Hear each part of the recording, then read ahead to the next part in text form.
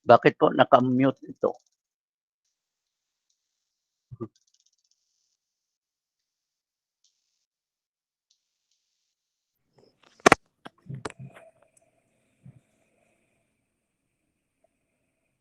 Hi, Sir Kunanan. Good morning. Director. Hi, yes, sir. Good morning, sir. Yes, sir.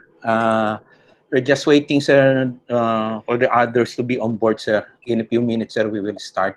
Yes. Thank you, Okay. Director. Thank you.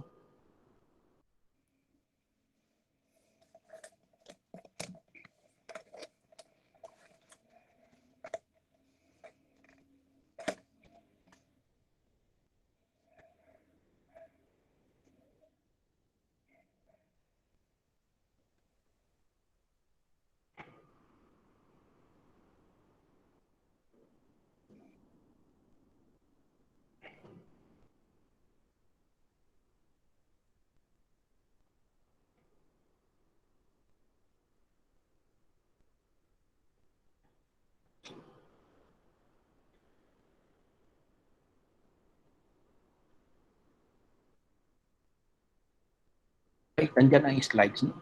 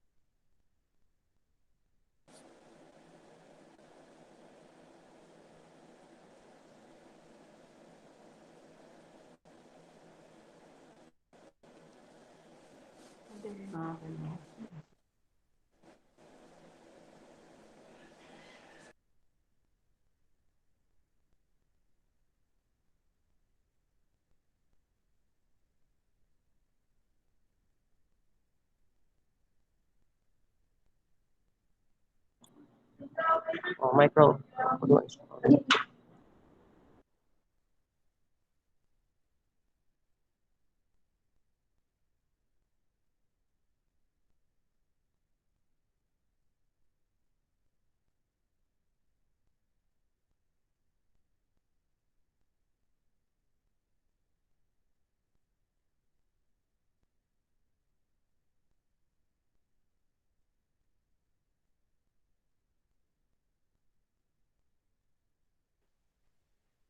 Good morning once again, ladies and gentlemen.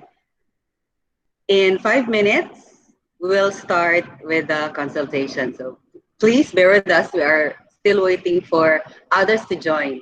All right? Thank you.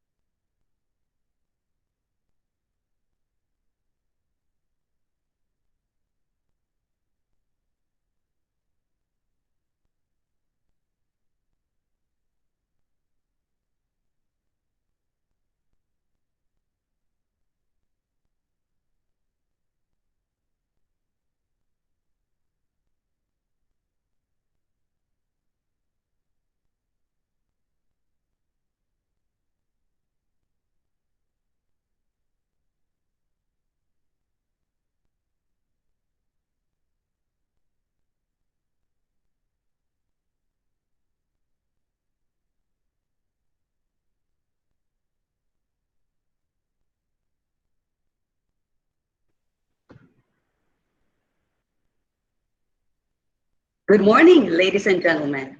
This is a day that the Lord has made. Let us rejoice and be glad in it. I am Ellen M. Ando, and I will be the moderator for this consultation.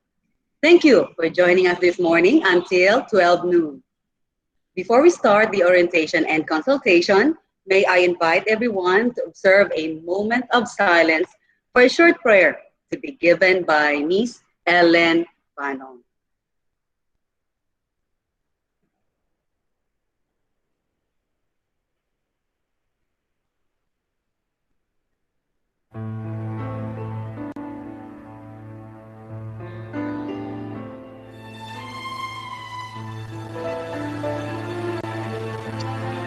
Let us put ourselves in the presence of God. In the name of the Father, and the Son, and the Holy Spirit. Amen. Our Almighty God, Creator of heaven and earth, we come before you today in behalf of our nation, the Philippines, now under extreme threat of the COVID-19.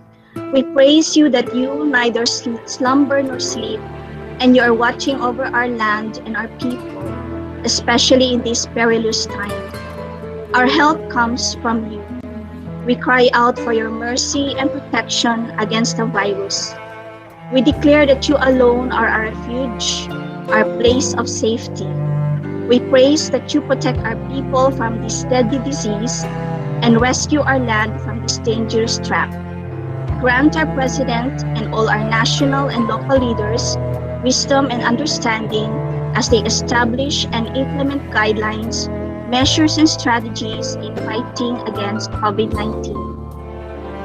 Enable our health officials and medical personnel with your strength and power as they attend to the sick and vulnerable and help many others to stay healthy.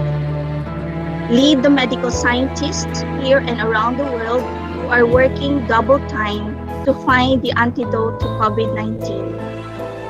In these dangerous times, grant us your grace and peace to stay calm and to overcome fear, because the spirit of fear does not come from you. Instead, you have given us faith, hope, and love. You have given us power and a sound mind. Your words say that you will keep in perfect peace those whose eyes are fixed on you. Finally, we pray that in the midst of this pandemic, you would unite our people in love, bind our nation in peace, and bring hope and healing to our land with your grace and your power. In the name of our Lord and Savior Jesus Christ, we pray. Amen. Amen.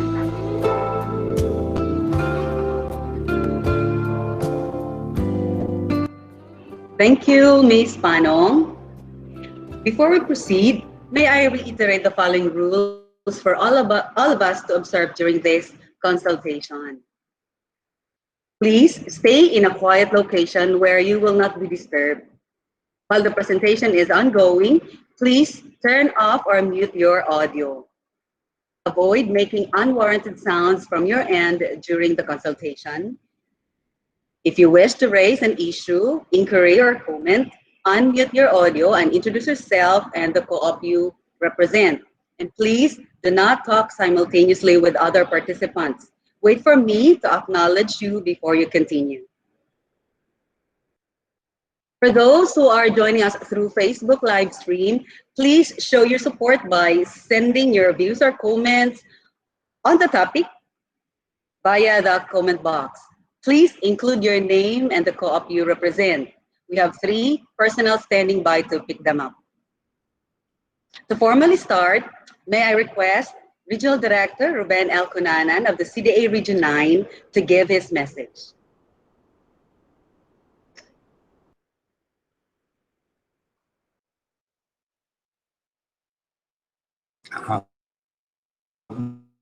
Na CNN.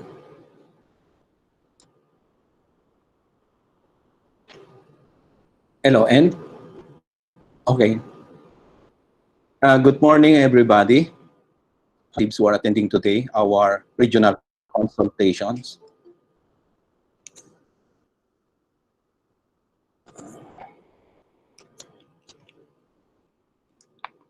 And those who are watching us in the Facebook live stream, thank you for responding to our invitation for this very significant activity for all of us. Once again, good morning, and likewise, my respect to our guests for today, our very dynamic CDA Assistant Secretary, Vidal Villanueva III, Mary Grace Manrubang of the Legal Division Central Office, and also good morning to our guest presenters from PFCCO, Attorney Gloria Putalan, and the PFCCO Manager, Ma'am De La Serna, and AIM Co-op, represented by Operations Manager, Mr. Ryan Huesca, and CEO Faith Masanegra, and CEO Emeritus Pasenciano Tumarong, and of course, to my CDA9 family, maayong buntag sa ating tanan. Actually, this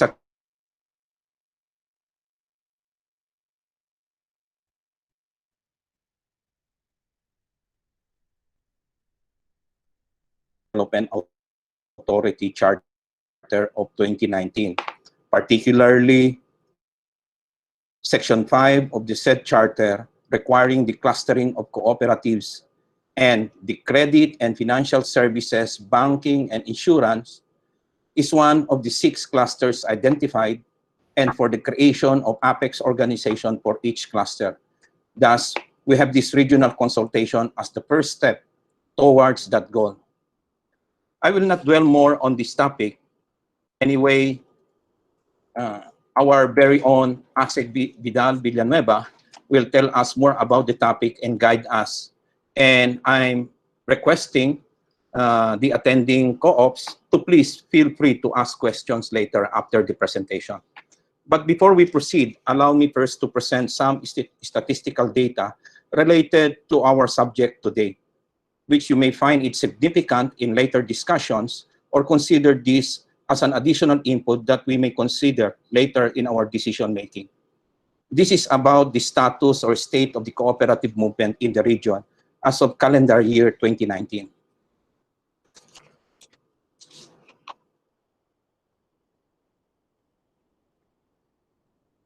Dai, please, Dai.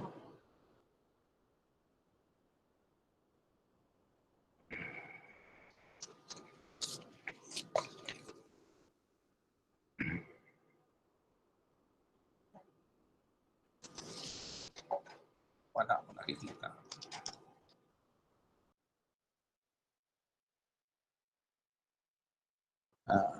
Sandali lang po, ina-arrange lang po yung presentation.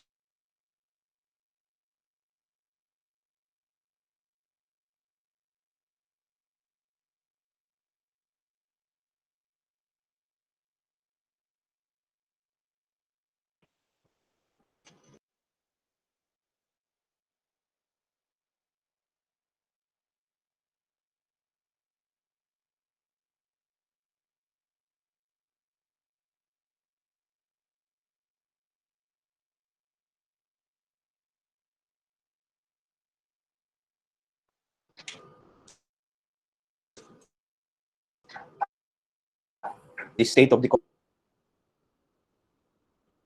we have a total of 1,003 registered cooperatives as of 2019. And the total membership out of these total registered cooperatives, we have 897,329 with a total employment 10,738 with a total assets of 8.8 billion and total volume of business of 7.7 billion.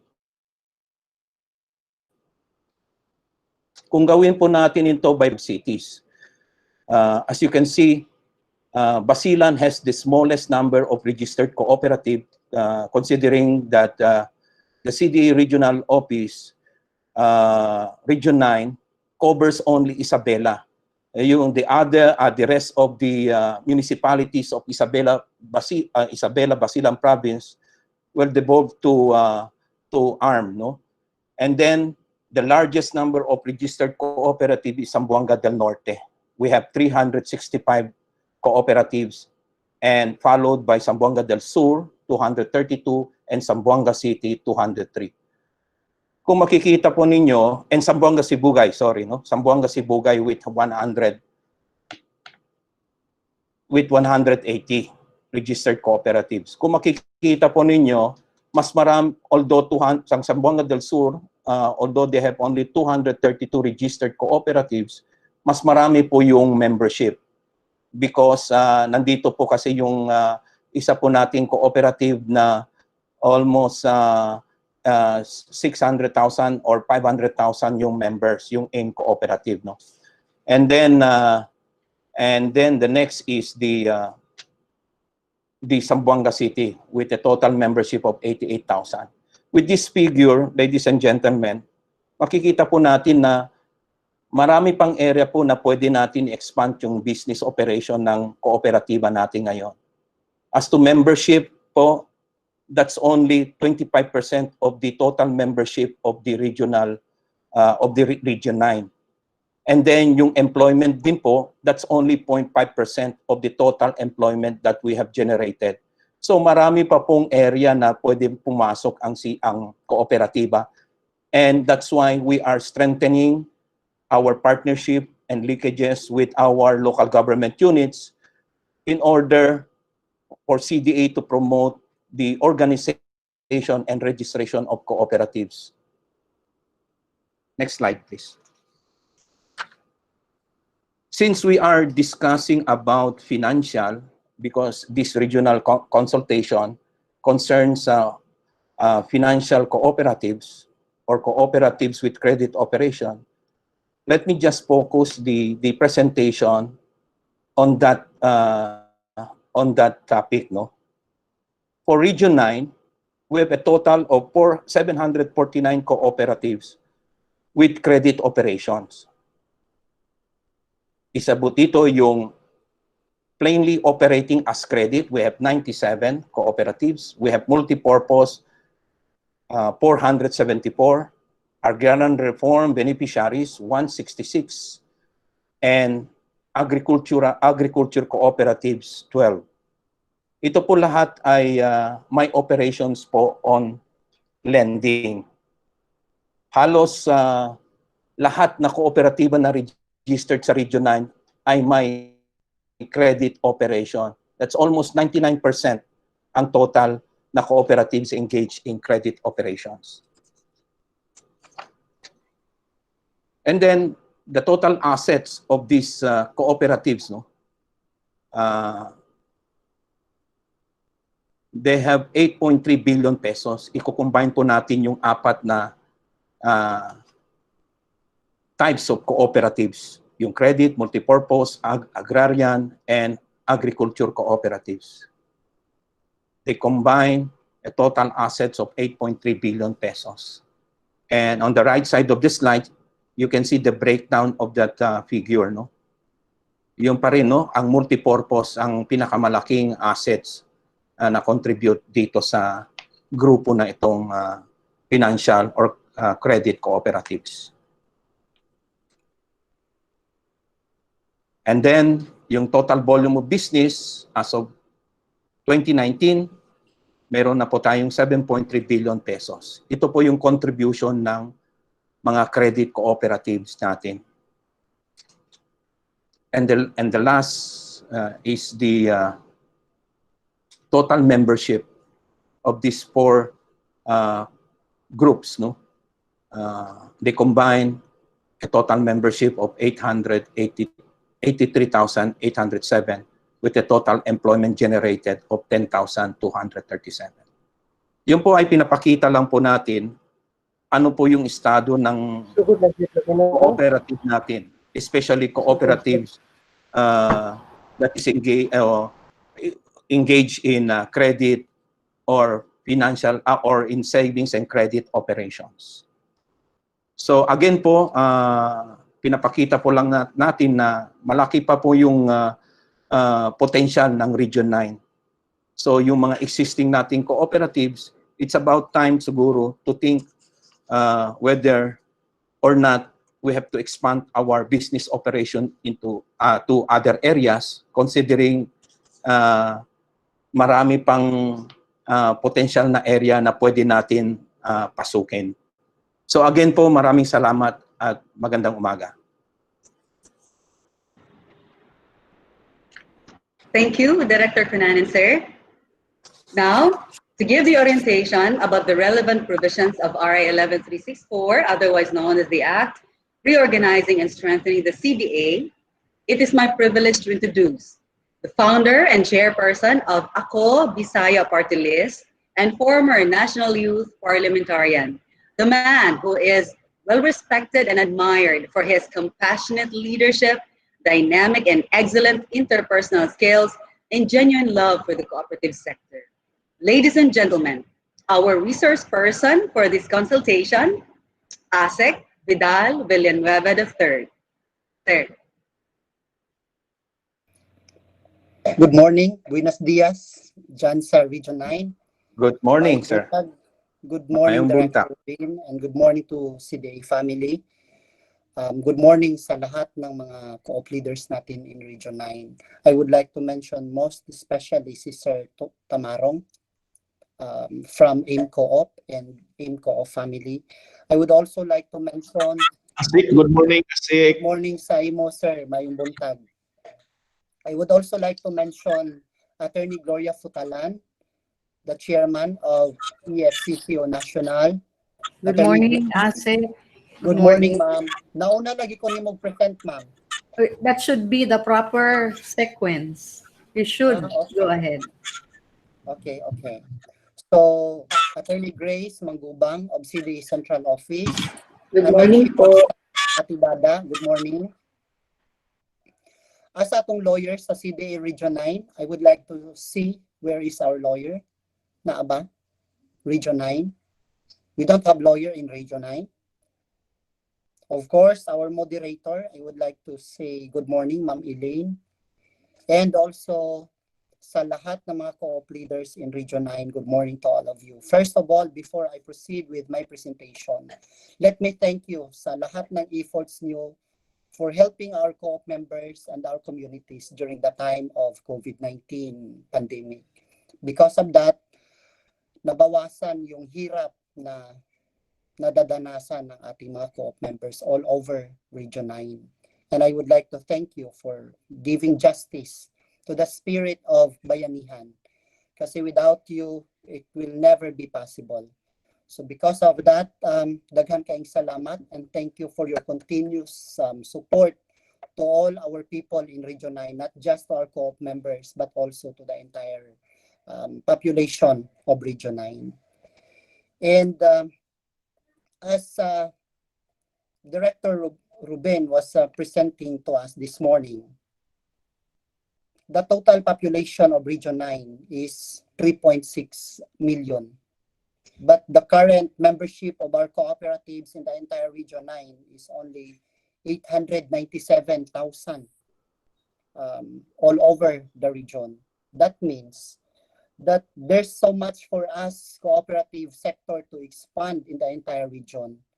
That's the reason why I would like to challenge those big cooperatives in Region 9. Of course, the AIM Co-op, headed by Sir Tamarong. Maybe you could also initiate some expansion to areas where there's no cooperative, and those areas also where there are cooperatives but striving to survive. Maybe you can also intervene or assist them. And in areas where there is really no cooperatives, maybe you can establish your satellite office. And to other big cooperatives in Region 9, mas mayo siguro you will also come up with a plan how to expand and to extend our market.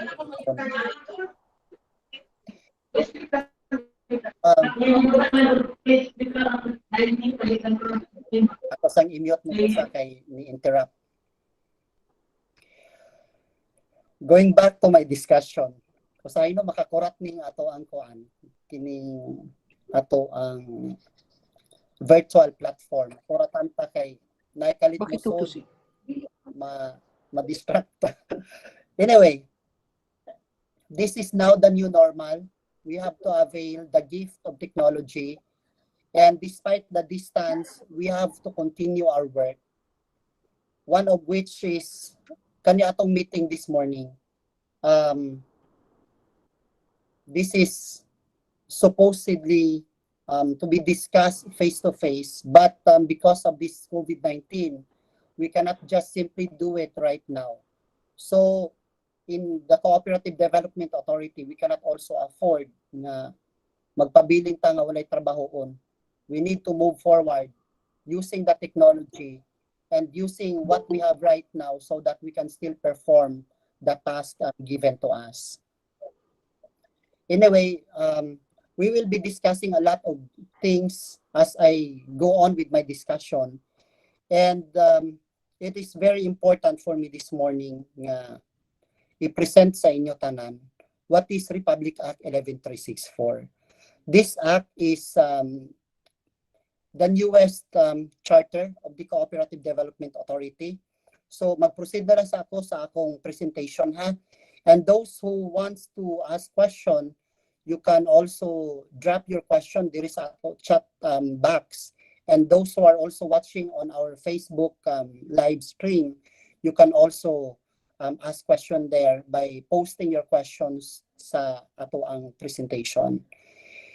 So let me proceed with Republic Act 11364 because this is the reason why we are here this morning, for me to impart to you a little about Republic Act 11364. Okay, may I proceed now? Republic Act 11364, next slide please. I am Vidal Villanueva III, your Assistant Secretary, assigned to oversee or to lead the finance cluster of the Cooperative Development Authority under Republic Act 11364. Republic Act 11364 is an act reorganizing and strengthening the Cooperative Development Authority, repealing for the purpose Republic Act 6939. That's the original charter of the Cooperative Development Authority. Our dearest President, Amindanawan, signed into law Republic Act 11364 on August 8, 2019. And that effectively repeals Republic Act 6939 or the CDA Charter. In the Senate, we have a champion there, also from Mindanao, from Bukidnon. Senator Juan Miguel.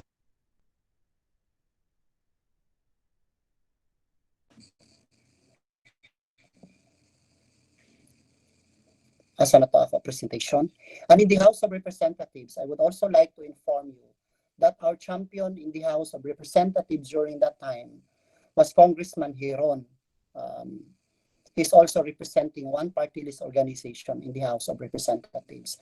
Aside from the assistance of also Congressman from Co-op-NATCO, Congressman Ben Kanama, and Congressman another congressman representing the Co-op-NATCO party list. Nganong nawala ang ako ang slides diri sa ako screen?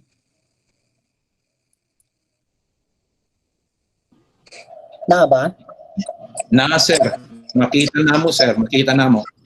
There's something wrong kay naay ni sulod nga kuan. Naay ni sulod nga call si Director Villarus so ning tawag na distract nga ako ang screen. But we can... For a while, gentlemen and ladies. Paki-check, sir. Kaya tama yun eh. Isa lang slide. Thank you.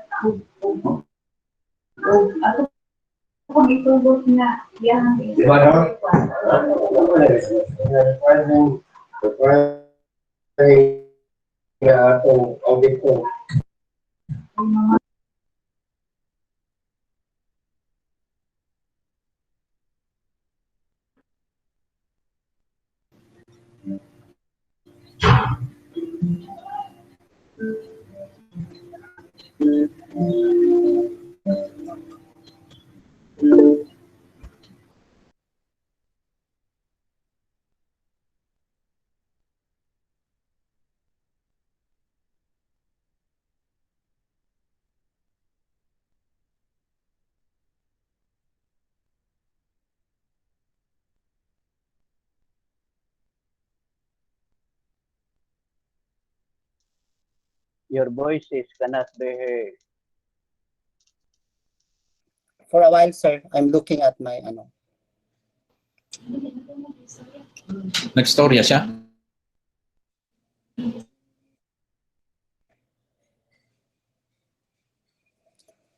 So, asa nagali ko ato? This is also something that we need to adapt. I'm sorry for the disruption, ladies and gentlemen, but I would like to go back to my presentation.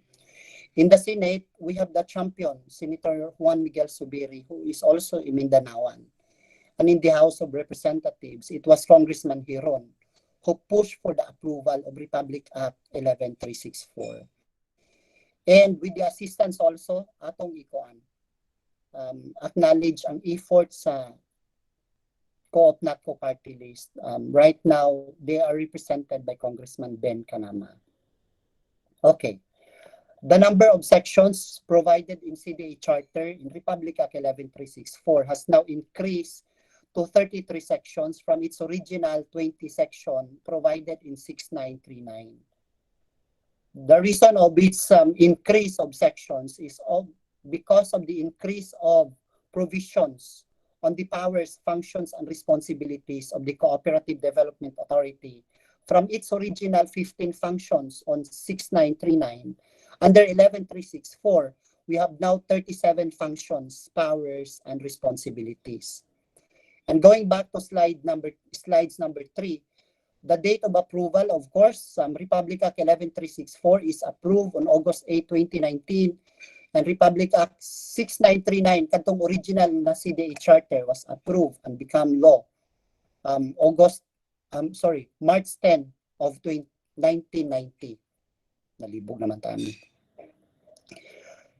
To proceed, why there's an increase of powers, functions, and responsibilities of CDA? Because under Republic Act 11364, we have now 3 functions, main functions. Number 1, regulatory, appeal na din ang inyong registration with the Cooperative Development Authority and the power to inspection of CDA. Developmental, and the last one, and the most important, is the adjudicatory function. Next slide, please. Under Republic Act 11364, from its original katong 6939, where CDA board are represented by regional representation, originally duha sa Mindanao, duha sa Visayas, and duha sa Luzon. But with the passage into law of Republic Act 11364, we are now being identified or represented by sectoral representation. So, mao ni ang 6 ka sectoral representation under the Cooperative Development Authority Board of Directors. By the way, ang tawag sa una sa mga members of the Board of the Cooperative Development Authority is Board of Administrators. So that's the reason why kadto mga representative nato from 2 from Mindanao, 2 from Visayas, and 2 from Luzon, they are called administrators. But now, with 11364, we are being called sa charter, we are identified as members of the Board of Directors. But per Malacanang directive and with the consultation from Presidential Management Staff, considering that the Board of Directors of CDA is equivalent to an Assistant Secretary, we are also allowed to use the name or the term or the position as Assistant Secretary. These Assistant Secretaries or the CDA Board of Directors are representing 6 clusters. Number 1, the credit and financial services, banking, insurance, and the credit surety fund, of which I am the head cluster of this finance cluster. Number 2, the consumers, marketing, producers, and logistics. Sa manang consumers, kanang naay mga tindahan, di ba? Nga nag-focus lang sila dito, marketing, producers, and logistics. That's being represented in CDA board by Asik Penny Disimban, also from Mindanao. Human services, health, housing, workers, and labor services. That's represented by Assistant Secretary Lac Paradillo from Misamis Oriental. Advocacy, education and advocacy cluster, represented in the CDA board by Asik Sam Ginomla, coming also from Mindanao. Agriculture, agrarian reform, farmers, dairy, and fisher folks, that's represented in the CDA board by Dr. Asik Boy Lasaga. The public utilities, electricity, water, communication, and transportation cluster is represented in CDA board by Assistant Secretary Abad Santos. Kaning duha, they are all from Luzon. Dr. Boy Lasaga and Asik Abad Santos is from Luzon. The rest of us are all from Mindanao. Ako, I am from Mindanao because I am from Kaatuan, Lantapan in Bukidnon. So, upat me. There are 4 of us from Mindanao. That's aside from the chairman of CDA, who is also coming from Mindanao, from Cagayan de Oro. So, mo ni ang benefit of being from Mindanao kay ang focus dito po daghan sa Mindanao, di ba? The members of the board of directors. Right now, under Republic Act 11364, we are also mandated na naay representation from the Department of Trade and Industry. Because if you can see it, the business and the activities of the cooperatives are most likely relevant to the trade and industry. So it is just fitting and proper that we are part of the Department of Trade and Industry family. Aside from that, under Republic Act 11364, we are also required to have a representation from the Department of Interior and Local Government. By the way, naanay representante ng DILG who will be reporting soon in the CDA board. It's Assistant Secretary Kalakat of the Department of Interior and Local Government. And sa Department of Trade and Industry, it's Yusek Bismonte, who has also the oversight of CDA at this time. So he will be representing the Department of Trade and Industry to the CDA board. Under Republic Act 11364, it is also required that naagi usa ka lawyer nga molingkod sa board. That is also something that we are awaiting, because it is also very important that the board will also be guided legally on the provisions of and policies that we are going to craft. And gender balance. You know well that gender balance now is very important, so that we can get the context on the women's side and the men also. If before, under 6939, there are 6 administrators of CDA, right now, under Republic Act 11364, usa na lang ang administrator of the Cooperative Development Authority. And that administrator now is the head, or the operations head of the Cooperative Development Authority. And that administrator will also be appointed by Malacanang. We are also awaiting for the appointment of administrator, so that there will be somebody who will lead the operation of CDA. And that administrator is also an equivalent to an assistant secretary of the Office of the President. So that administrator under 11364 will be assisted by 5 deputy administrators. And these 5 deputy administrators will be the head of 5 departments that is created under this charter. Number 1, registration, supervision, and examination. Number 2, institutional development. Number 3, the legal affairs, of which the adjudicatory will also be part of this. Number 4, the credit surety fund. We have now a department also in CDA, elevate lang ni siya.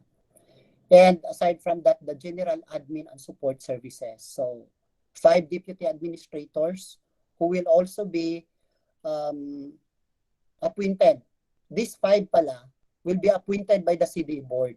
So we are also awaiting for the approval of our reorganizational structure submitted to the Office of Presidential, the OPCCB rather, and the Department of Budget and Management for the approval of our reorganized CDA, so that the board will be able to appoint these 5 deputy administrators. Under Republic Act 11364, we are also mandated to closely work in partnership and in complementation with the non-government organizations.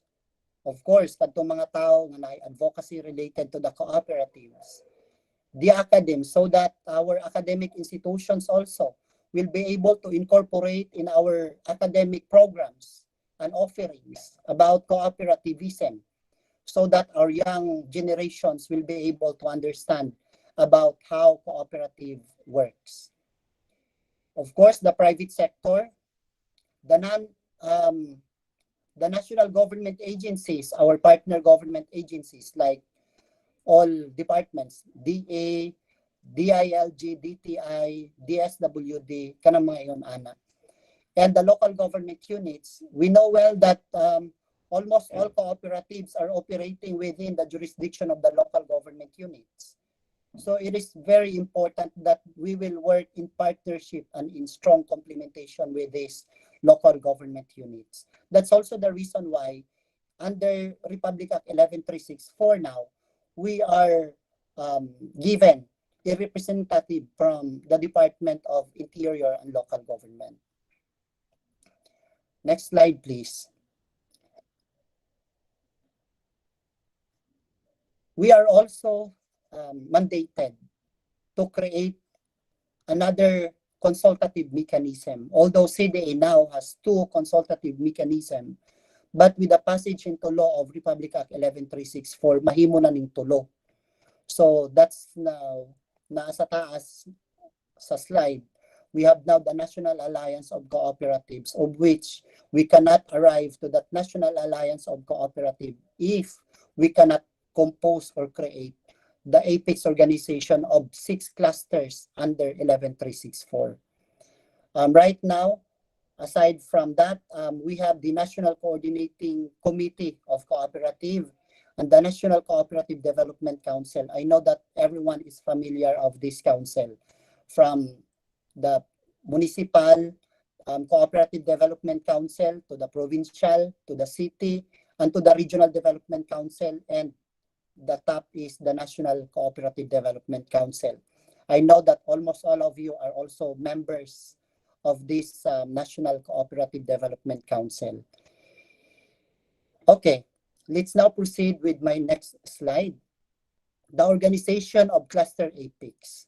So it is very important for me to really come up with my own cluster organization under the finance cluster. So unsa may ga-compose ining Apex nato? Can you see there sa inyong screen? Di ba na ay pyramid? The primary and secondary cooperatives with business related to cluster. So the credit cooperatives, multi-purpose cooperatives with volume of business more on the finance will be part of these primary co-ops and secondary co-ops that will be constituting the regional apex organization of the finance cluster. So that this regional apex organization of the finance cluster will go up to the national level, and there we will be able to create the sectoral apex organization of the finance.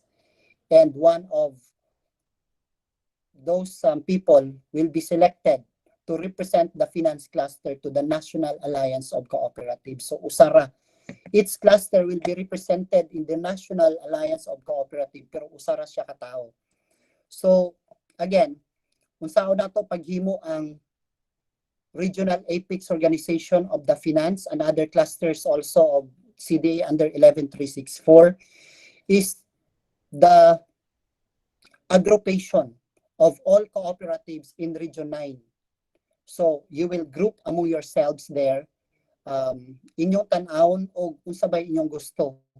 Are we going to, among yourselves, are we going to elect or choose our cluster representative, or maybe you can also look around you, basig na ay mga very strong federation din ha, whom are also representing the cause of your cooperative.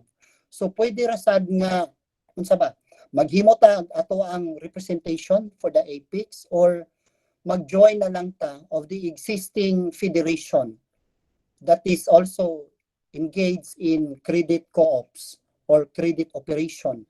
Kanang iyon ana ba? So I would like to give this opportunity for our co-op leaders to think. But consider this too. All of you are also member of the existing federation, might as well mag-decide mo nga kadtong federation of which all of you are also members, kadto na lang yung ipadala diri sa sectoral apex organization or the national apex organization of the finance cluster, or in the absence of which you can also elect among yourselves. And how to do that? Kinahanglan pa ta mag-meeting og balik kay aron nga maka-create ta og apex representative or maka-electa og apex representative. By the way, why is it very important for me to have my apex organization, and why is it very important for me to have a regional representative in the sectoral apex organization under finance cluster? Ani man gud ni. I'll talk in Bisaya ha. Is it okay? Okay ra ba mag-Bisaya o makasabot tanan, Director Ruby? Yes, makasabot ra. Makasabot ra. Sige. Sige. Thank you, Sir Ton. Thank you, Sir Tamaro. Importante man gud kay ni ang apex to me kay ngano ang mga policies nato diri sa CDA sa una, daghan kay mga cooperative ga reklamo nga naghimo mo mga guidelines and policies diha without consultation to the cooperatives in the grounds. So ang nahitabo, na ay existing memorandum circular or mga guidelines, but it is very impossible to implement because it is not implementable. And the blame is always sa side sa Cooperative Development Authority for lack of consultation and lack of conversation to our co-op leaders all over the country. That's the reason why maayo yun kayo ni ang mga authors in Republic Act 11364 and they saw that. That's the reason why gi-require na yun ang mga CDA officials right now, those assigned in 6 clusters, to really come up with a very strong consultative body. And to the finance cluster, maghimo man ta sa regional, no? Maghimo ta sa regional. Very important that each region will also be represented. Kaya nga naman, the concern of Region 7 might not be the same to the concerns of Region 9. And the concerns of National Capital Region might not be the same with your concern in Region 9. So, og ang APEX representative manggod will just be coming from these regions. Without a representative from Region 9, we cannot be able to hear your concerns there in Region 9. So that's very important that all regions will be represented under the finance cluster sa mga credit cooperatives. Kaya nga naman, aron nga ug unsay concerns of all cooperatives in Region 9 will be articulated or will be delivered to the finance cluster APEX organization. And thereby, looking at the entire situation nationwide, makakam up ta og mga policies and guidelines that are applicable and implementable that could somehow help and assist the cooperatives to resolve their concerns. So, ingon ana siya. And also, to the CDA side, I wanted to explain this also to you. Very important sa di nga na ay atong representative diha sa Region 9. So that, ug unsay mga guidelines nga atong ipahimutang diri sa central office sa CDA as policy making body, easier for us to cascade down to the cooperatives through your APEX organization representative. And because of that, mapaspas ang pag-abot sa inyo, and right away, we can also get back the feedback from the grounds. Kailahi magud usahay ang relationship ba? O ang CDA officials, example, in our instance, we will cascade down our proposal or our plans to the regional director. It will take some time. And knowing that there's something unsaon ko manipagsulti, naayod usahay kuan ba na ay barrier sometimes between the government official to the private individual, di ba? Tinuod ba ko? So, what I am trying to say is, with your colleague who will be representing your cluster as regional APEX organization cluster representative to the sectoral APEX of CDA, easier sa inyo nga to voice out your concerns and to voice out your views on every policies or decisions that the board will be crafting in the CDA board. So yun ana siya ka-importante to me. Aside from that, with your APEX representative in the region and with a very fast communication from that APEX representative to me, being the head of the finance cluster, masayon sa ako ang maghuna-una nga unsay concern dito nya mas matutukan pa jud, di ba? Nagi-focus ba kay naa may mag-follow up nako from time to time. That's aside from our regional office and our regional director and the officers and officials of CDA in Region 9. So yun ana siya. And aside from that, this APEX organization also being our human infrastructure will also be our pipe going down to the sector para pag-implement ng mga programs and projects that will benefit the co-op and the co-op members. So yun ana siya ang importance sa APEX organization to me. May I proceed now to my last slide. Note, subject to guidelines, we have already guidelines crafted, and anytime soon we will be publishing that guidelines in our CDA website, and we are also going to furnish copies to all our regional offices, and that will also be given to all of you co-op leaders. In the representation of sectoral APEX organization, primary of co-ops and federation of co-ops can participate only in the cluster of which its business operation is related. So, kung credit cooperative ra ka, ayaw na pag-apil dito sa uban nga cooperative cluster ha, diri ra gyud ka sa finance, wala kay lusot. Okay, multiple representation is allowed provided that no primary or secondary cooperative shall be represented in 2 or more sectoral apex organization. Kani ang 2 or more sectoral apex, this can only be possible to a multi-purpose cooperative whose operation vary from naa siya credit operation, nasa siya related sa marketing, kaya naa siya mga tindahan pod, unya naa po dayon siya kining agriculture. So duha ra ang pwedeng kuan mamembera ni co-op sa apex organization. For union of co-ops, focus sector, single type union can participate in a cluster it represents. So if that union is representing the credit co-ops, diha ra gyud sad siya. Di na siya pwede mutabok dito sa uban nga cluster. If it is a union of multiple types of categories of co-ops, then it can only participate to the education and advocacy cluster only. So please take note of that. Director si Ruben, naabatay union dira sa ato ang Region 9? Wala, sir. Wala. So far, wala tayo union diri, sir. Only federations. Pila ato federation dira sa Region 9? We have only 4 federations. 2 in Zamboanga del Norte, 1 in Zamboanga del Sur, and 1 from Zamboanga City. Wow. So, na-distribute siya sa mga mga major provinces and city. Yes, sir. Yes, sir. Yes, So, sir. In forming of this apex organization of Region 9, maybe pwede mong magsabot din ha, Director Ruben ba, with all these cooperative leaders here now, kung sa may atong gusto, are we going to elect a representative who will be representing the credit cooperatives to the national apex organization of the finance cluster, or these 4 federations existing now, magpa-member na ba dito si co-op, unya kaning upat will decide among themselves kung kinsa ilang himuon nga representative. That can also be done. So, o ganahan mo nga mag-elect, pwede, but remember, we are running out of time. Daghan kay tag himuonon, kinahanglan nato paspason atong trabaho.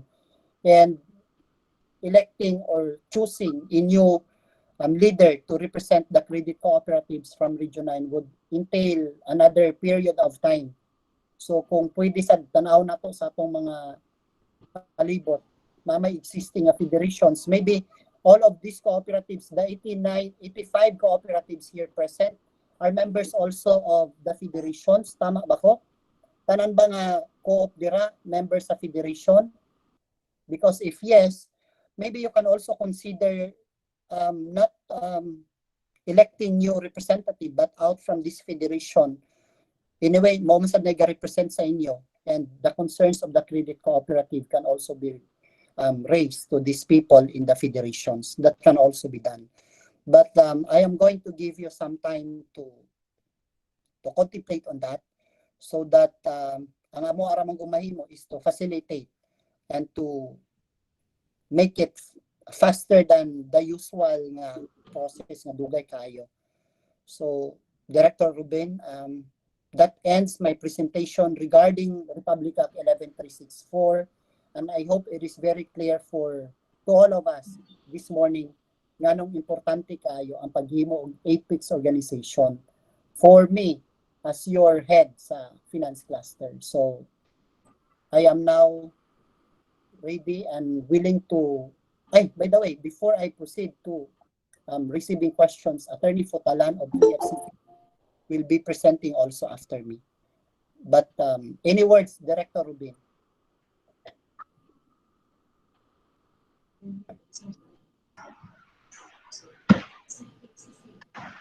Yes, sir. Okay. Thank you, Director. Thank you, Asik Villanueva, sir. Before we proceed with the consultation, let us give Asik Villanueva some time to relax. Meanwhile, Also joining us as a reactor for this consultation, the gorgeous Attorney 3 of CDA Legal Division. Ladies and gentlemen, Attorney Grace Domingo Mangruban. Say hi, Attorney. Hello, good morning everyone. Maayong buntag. Yun lang ang Bisaya ko. Wow, kanindot. Kay Bisaya po de among abogado. Attorney, good morning.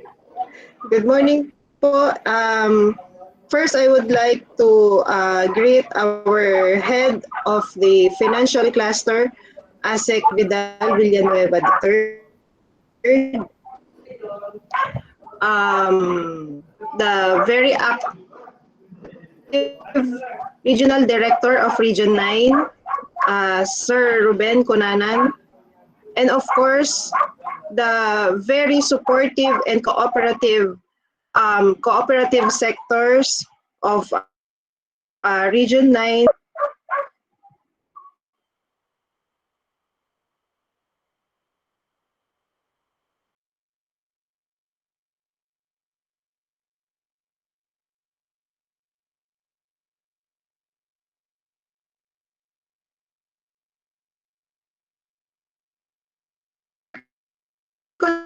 Consultation today, I would be here to assist and answer some queries and comments from every.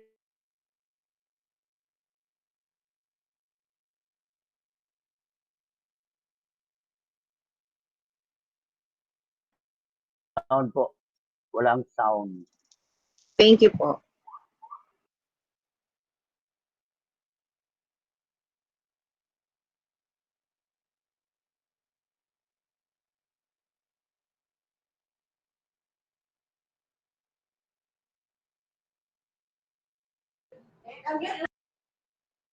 Mute ka and mute. Unmute. All right, moving on, let me inform you that we have two special guests from the sector. We consider them as leaders in their respective industry. We have the PFCCO and the AIM Cooperative. The respective representatives will present their top-of-the-line product with us this morning. So here to share with us on Kaya Payment, one of the deans of the University of Silliman Dumaguete, Negros Oriental, and CDA Gawad Parangal Outstanding Leader Awardee, no less than the chair of the Philippine Federation of Credit Cooperative, or PFCCO, Visayas League. Ladies and gentlemen, Attorney Gloria G. Pothalan. Ma'am. Good morning. Good morning, Ellen. Good morning, ASEC. Good morning, Good ma'am. morning, Sir Ruben, and Good morning, ma'am. my compañera of the CDA Legal, all the others in the CDA team. I hope I am loud and clear to all of you. My colleagues you from are. the sector, Loud and clear. I bring warm greetings from the city of friendly people and a university that was founded in 1901, where two of the cooperatives in the province of Negros Oriental are housed. And I'm talking about the Silliman University Community Multipurpose Cooperative and the Silliman Consumers Cooperative. But this time I am with you, and I'd like to thank CDA for giving us at PFCCO. PFCCO stands for the Philippine Federation of Credit Cooperatives. So we have that relevance being here this morning, since this is a financial cluster forum. So the Philippine Federation of Credit Cooperatives has been in existence for 60 years. And my slides have actually been sent ahead of time. I cannot hear any. Okay, I hear Yes, ma'am. Sir Ruben's Yes, ma'am. audio now. Yes, ma'am. Okay. So in my capacity as chairperson of the board of directors of the PFCCO National, that's the tertiary federation of credit cooperatives in the country. I also happen to be the chair of the Visayas League. So we have this representation at the regional level.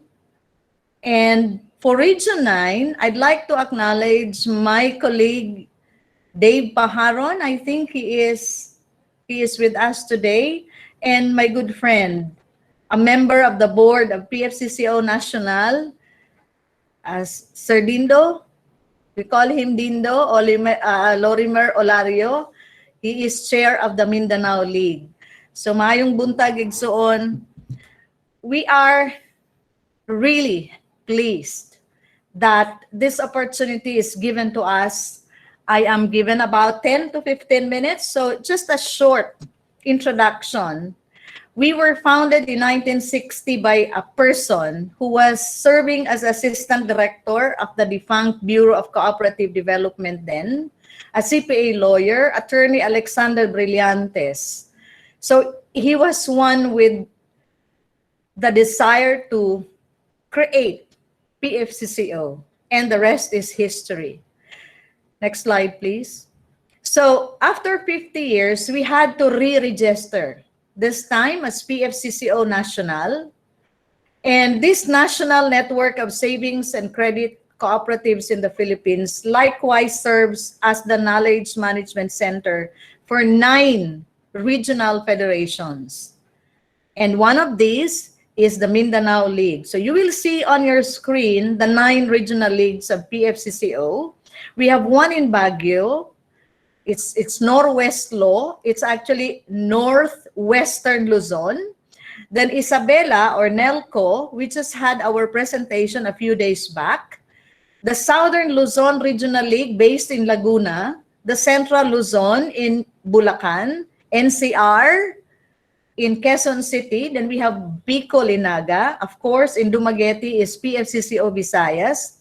And then Mindanao League in Cagayan. I'd like to mention the most recent addition to our leagues, and that's the Eastern Visayas in Tacloban. So as we speak now, PFCCO is expanding its reach all over the country.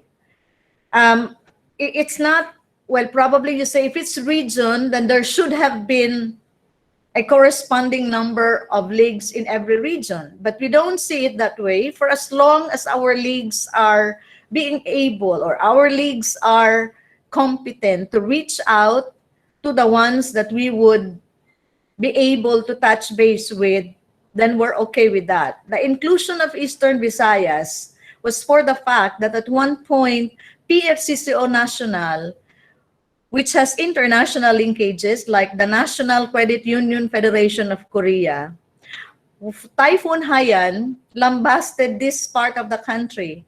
And we were able to secure some kind of an assistance for the cooperative to get up on its feet again. So that was the story behind the creation of Eastern Visayas, since there was quite a number of cooperatives that were in need of help, not just on the funding side, but more importantly on the technical and education aspects. Next slide, please.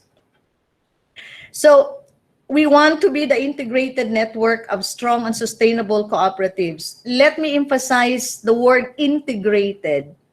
As you can see, our geographical situation lends itself to the creation of several federations in the country.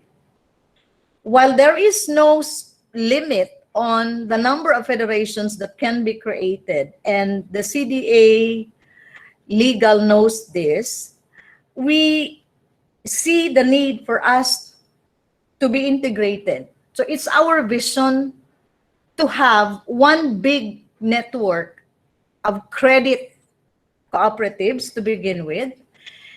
And our reason for being, our mission, next slide please, is to strengthen cooperatives so that they could provide quality financial and related services that are geared at improving the socio-economic lives of the people. I have highlighted financial and related services that somehow speaks of key relevance why we are here this morning. We offer financial and related services. And one of these products I'm going to share with you in a little while. Next slide, please.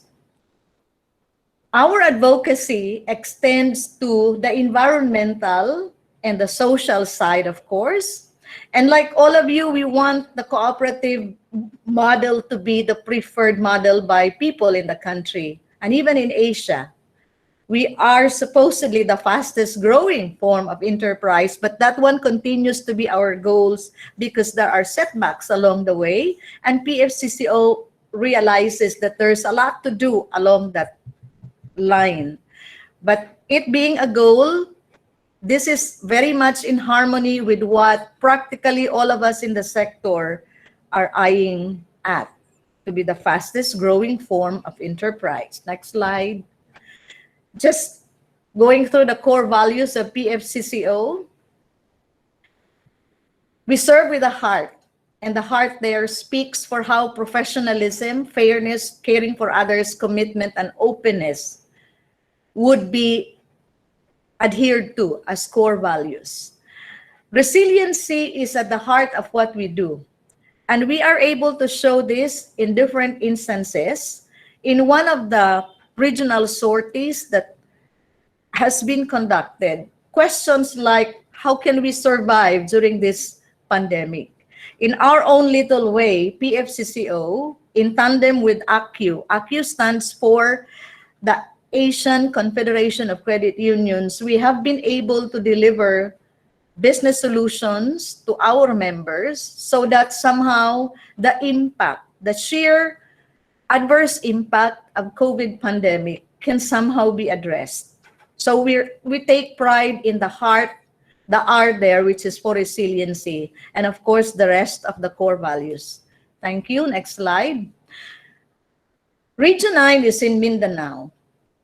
And I would want everyone in this forum to know that the strongest, if not the best league in PFCCO, and I'm not saying this because Mr. Olario is with us or Mr. Pajaron, but we've been recognizing the Mindanao League to be a prime mover of the PFCCO as a federation. To date, this league has 358 member cooperatives with 122,000 individual members, combined assets of 19.7, share capital of 7.6, total combined savings of 5.5, and total combined loans of 12.6 billion. And I'd say these figures are growing.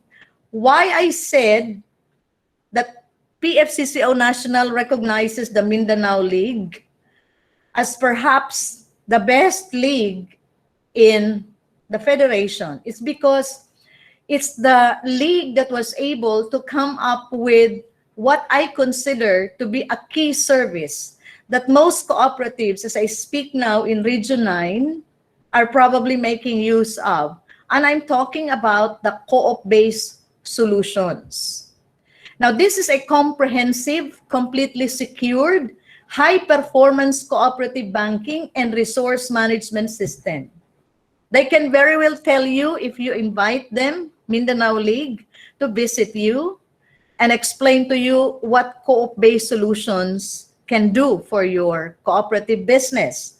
Right now, I also would want to emphasize that we are in the process of looking at how one of the products and services of PFCCO National can be aligned with the co-op-based solutions.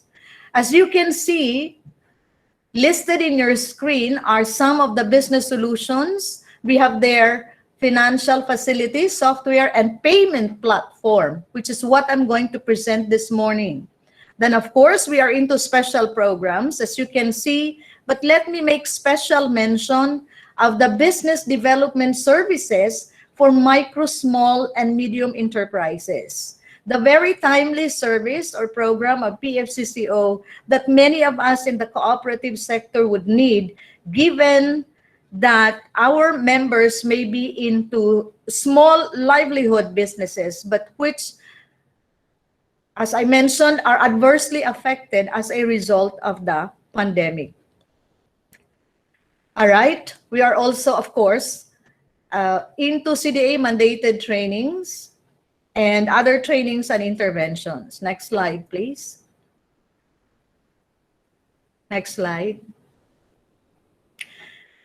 Okay, in pursuance of financial inclusion, this is a term that is not new to any of you, because several years ago, we made some kind of a commitment that we would be one with the government in making sure that this financial inclusion strategy is going to take off and benefit, especially the ones in the unbanked sector. Now, there are the other concern, or the other goal of PFCCO National is to closely work with ACU in the integration aspect of the cooperative sector. Because of this, we found one payment platform that could bring about both. So in pursuance of financial inclusion strategy of the government and the goal of integrating the networks in the country, PFCCO with ACU and NATCO ventured into a payment platform which we call Kaya in 2015. Next slide. Okay, since we are a country of several dialects, so we tried to coin words to represent Kaya. So for those in Luzon, Kaya means kooperatibang may asenso, yaman at abilidad. But in the Visayas and Mindanao, Kaya can be remembered as the kooperatiba, or as kooperatiba atong yawi sa pag-asenso. And either of these speak about Kaya. Now, ours is a shared payment platform for the co-op and with the cooperative. So you see on the screen the two networks, NATCO and PFCCO, with ACU spearheading the launching, the creation of Kaya. On the technical side, we partnered with Temenos and Software Group of companies. Next slide, please. Now, why do we need Kaya? I'm sorry. Where am I now? Okay, Kaya enables. Are we still? Okay. So the slide speaks of the reasons why cooperatives would need Kaya. Financial disruption is here, and it's part of reality. Those of you who know Google, those of you who are using Facebook, ordering books and other goods via Amazon, and of course, those of you who send money through Cebuana Luilier, this particular statement hopefully should wake you up. Cebuana, for its part, which started as a pawn shop, has gone into one of the biggest remittance centers in the country, and lately, it is accepting micro savings. Now, isn't it a fact that when our members send money or put an amount, save an amount, these are just two of the services that the cooperatives can very well provide. So fact number one, these private for-profit entities are taking away from the cooperatives the chance to provide digital financial services to the members. Fintech companies are earning millions in profits and redistributing this in their owners who are already rich. Now, if we have our own, whatever our cooperatives earn, the amount goes back, enjoyed by the members, later at the end of the year in the form of patronage refund. Reasons enough why we need to adopt the Kaya payment platform. Now, we also said because we are instruments of social justice and we join with the government in the implementation of the financial inclusion strategy, we can be a force to reckon with through Kaya for reaching out to our unbanked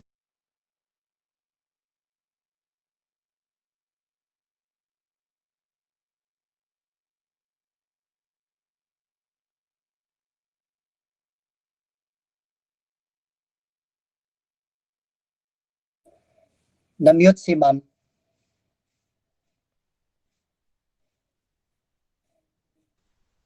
Attorney, na-mute ka ma'am. It is, I'm sorry. Can I be heard now? It is no longer an option, it is a must. Now, my next slide on your screen is where PFCCO is at the close of 2019. So, we would like to just show you some of the relevant figures. We may be not so big, but there is a combined 100 billion in total assets with about 800 cooperatives all over the Philippines and combined savings of 47.92 billion. Now, may I see my next slide, please, so that I get to be attuned with what is on your screen. Okay, we are practically all around the country. That's why we are a tertiary federation. The ones at the regional levels are our regional leagues. They are our secondary federations. So they are also in Region 9. Now, 2 more slides. Next one, please. Next slide, please.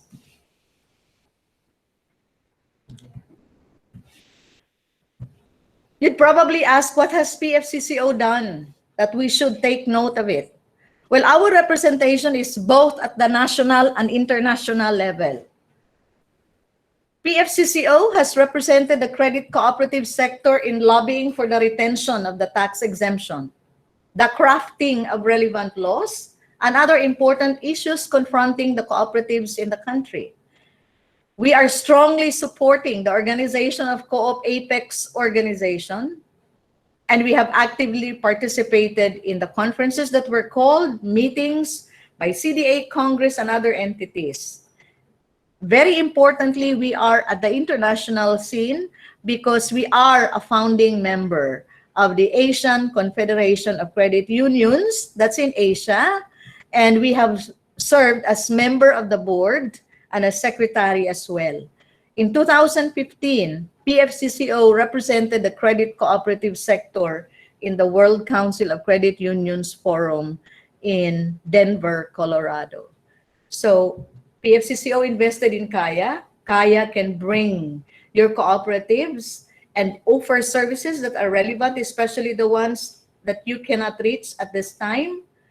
So we are here to offer our different cooperatives in Region 9 Kaya payment platform.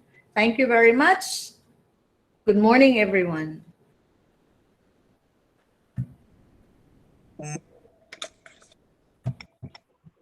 Thank you, Attorney Fatalen, ma'am.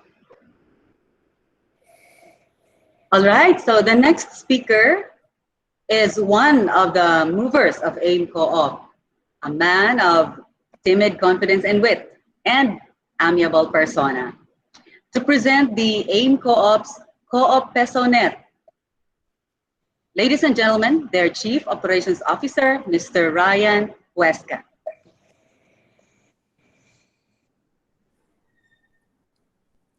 Thank you so much, Ma'am Ellen. Madungog ra ko, Ma'am Ellen. Hello?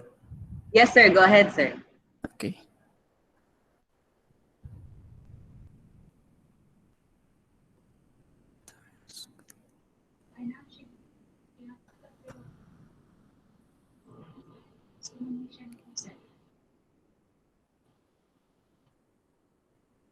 Okay. So makita ra ang slide, Ma'am Ellen? Yes, sir. Okay. So my respect to the CDA Board of Directors, Chairman Orlan Ravanera, to our resource speaker karong adlaw, to ASEC Vidal Villanueva III, to Attorney Grace Mangrubang, to the CDA Region 9 family, through RD Ruben Cunanan, to our CEO Emeritus, Mr. Pasenciano Tumarong, to all co-op leaders, fellow cooperators, kanatong tanan, mayong buntag. So, karon ang IMCO, may buntag. Okay, RD. So karon we will be presenting the latest facility of IMCOOP, which is Co-op Pesonet. So dili ika-deny na karong panahon na limitado ang mobility sa atong mga members. Naatuod sila deposit, naatuod sila kwarta, pero ang pagbiyahe sa pag-withdraw, ang pagbiyahe sa pagpalit sa commodities na kinahanglan kada adlaw ilang i-avail or kuhaon, medyo limitado jud tungod sa commodity. So with this, IMCOOP is happy or grateful to present in giving us the opportunity to share and introduce to you our latest facility in digital banking, so-called Co-op Pesonet. It is one for all and all for one Peso Hub for cooperatives. So this will be the outline of our presentation from the overview up to the methodology and process. So moni ang Co-op Pesonet. We will connect all the business lines wherein ang mga members na nagtransact tungod kay posible na sila deposit sa mga co-ops which is under siya sa atong affiliate. Napo diha posible na sila deposit sa banks or other FIs. And of course, ang ilang mga bayranan, sama example sa government, particularly SSS, PhilHealth, Pag-ibig, or any other nga bayranan nila sa gobyerno. Co-ops, kung naa sila yung mga obligasyon or naapo diha ilang mga deposits, insurance, eskwelahan, hospital, apil diyan na ang transportation and telco. And of course, dili mabilin ang mga merchants wherein naa dito ang mga gagmay nga tindahan, yung tag na sa merkado, or even mga pharmacy, bake shop, gas station, or even hardware. So with that, ang lain-lain nga business line from the affiliates, billers, and merchants will be interconnected into our facility muni ang Co-op Pesonet. So muni atong strengths, balik lang taw kung unsay strengths di ay nga naa sa cooperative. So atong gikuha ni sa CDA nga data, dated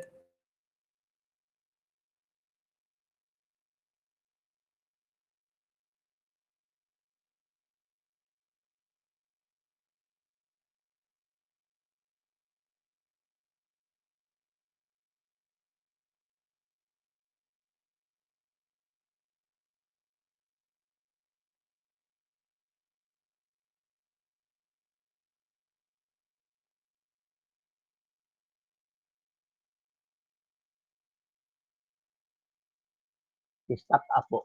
Na-stock up.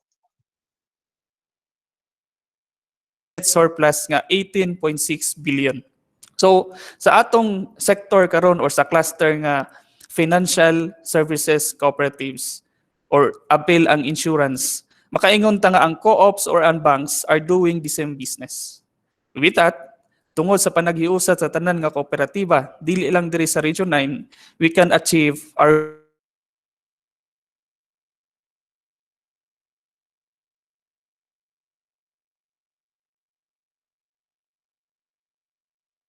Paki-check po. Paki-check.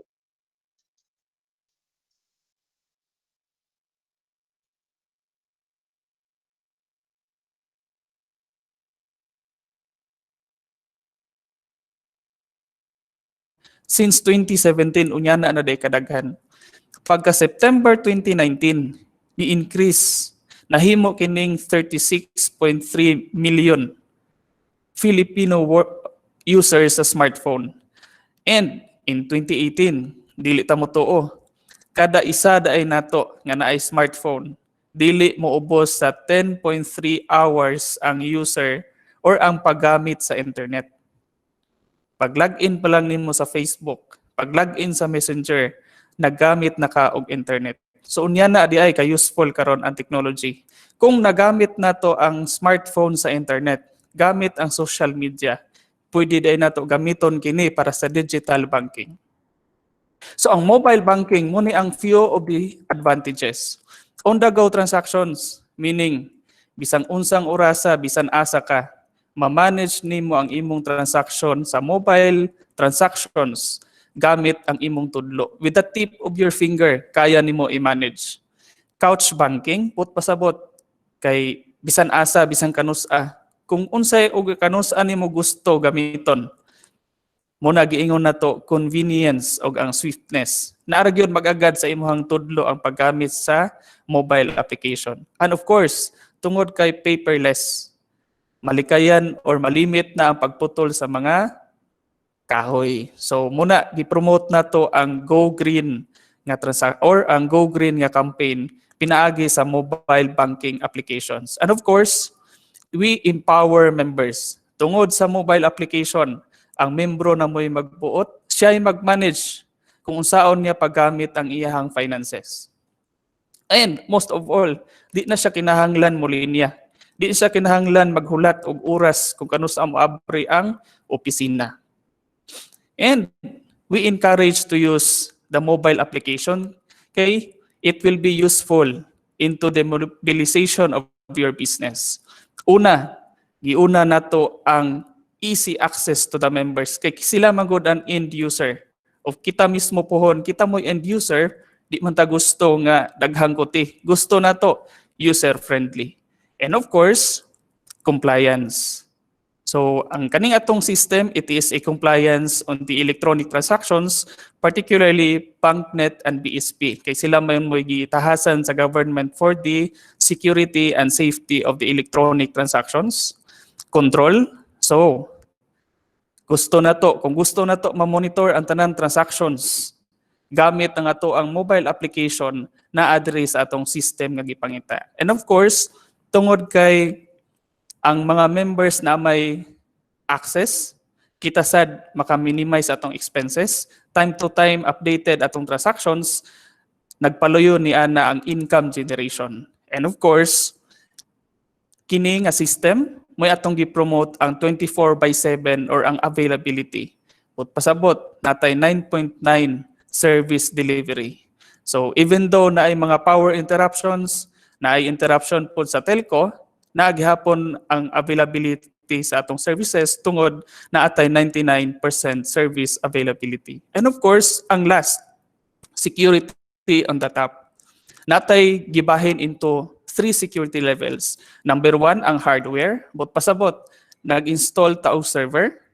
Limited ang access or ang physical nga pagtandog sa system. Ikaduha, ang network facility. So, but pasabot, basically, basta bisan kinsa makakonect.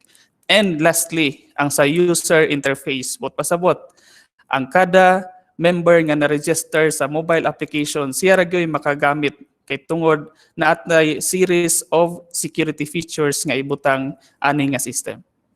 And next, muni ang key features ato ang Co-op Pesonet. Number 1, ang fund transfer. But pasabot, og ikaw na kay deposit sa imong savings. Gusto nimo tagaan og allowance ang imong anak nga nag-eskwela sa syudad nga ikaw naka sa lungsod.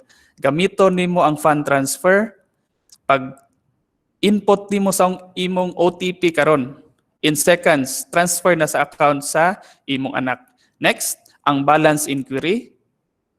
Oras nga imong i-login sa mobile application imong user, makita nimo tanan nga balance sa imong accounts.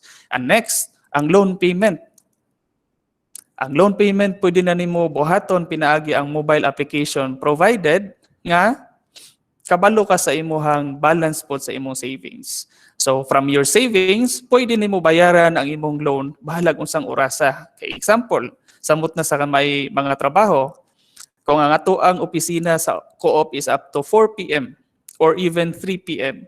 Unya ang ato pong pag-logout sa office is 5 p.m.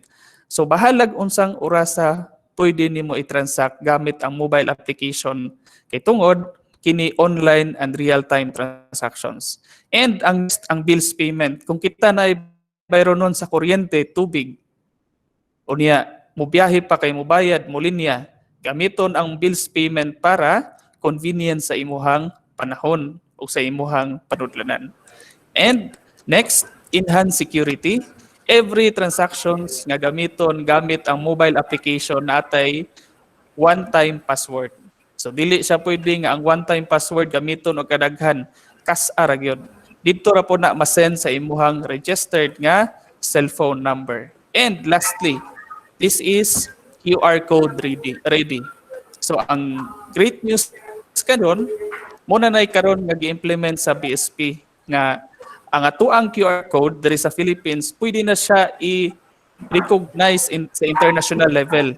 So karon kaning atong system ready na ni siya for international nga consumption pinaagi sa QR code. So di na kinahanglan memorizon ang account number sa imong padalan. Basta na ay kay QR code diretso na dayon kini nga basahon.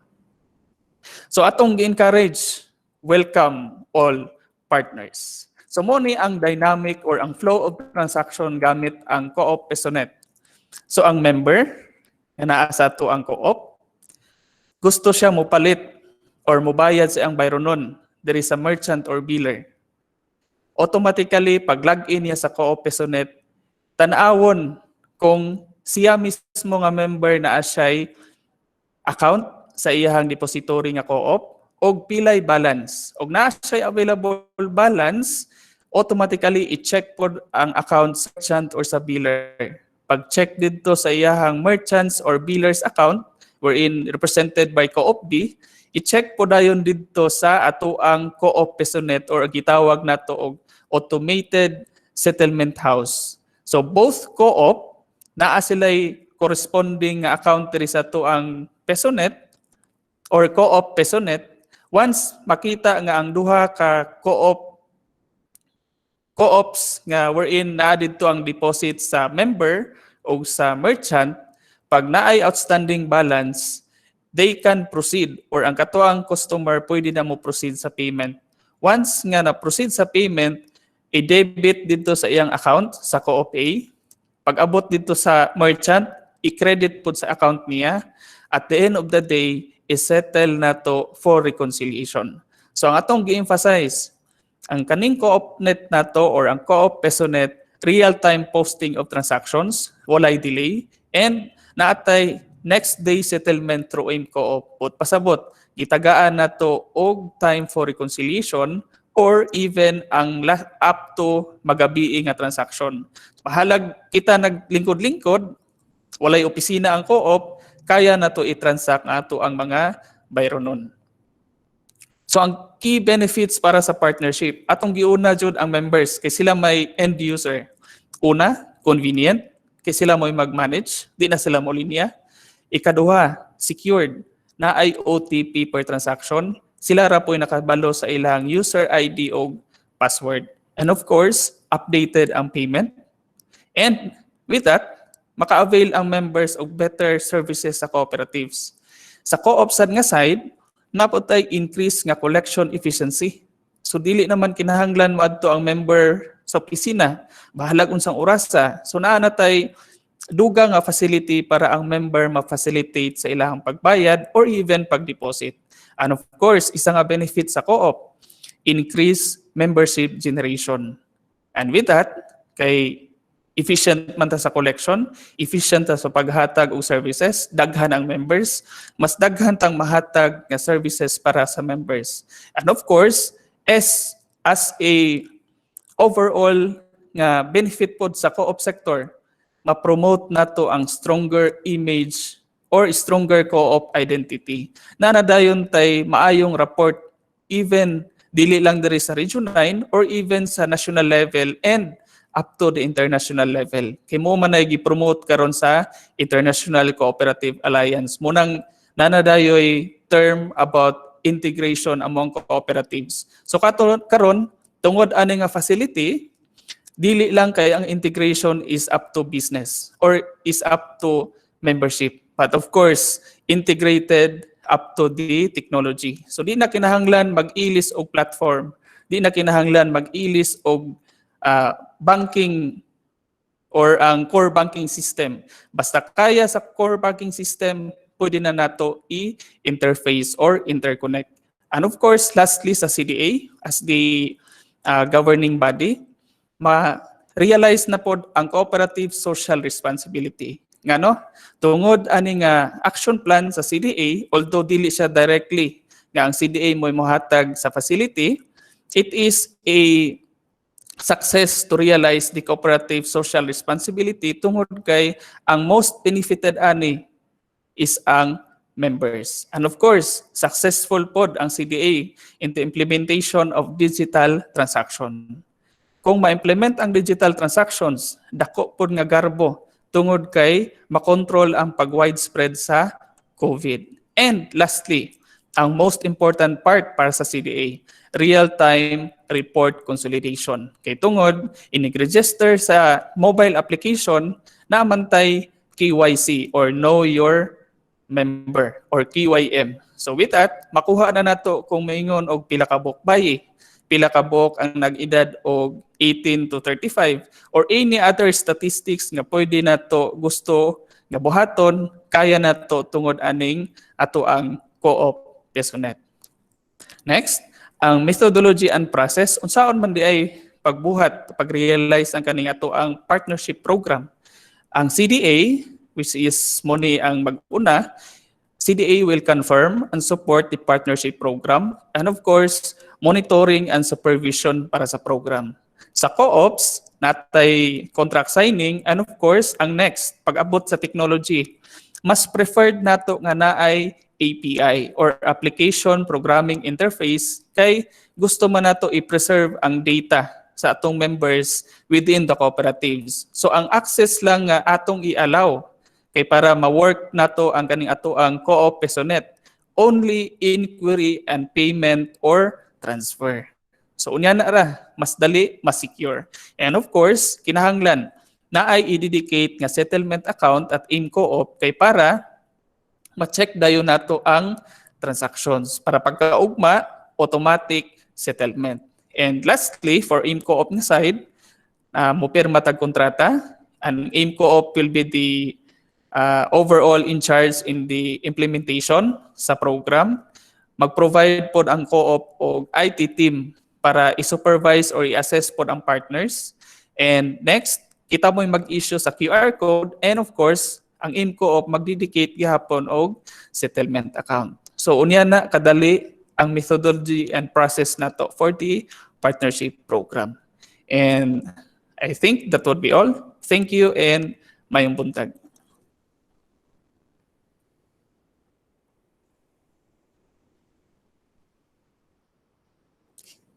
Thank you very much, Sir Ryan Westcat. Sir.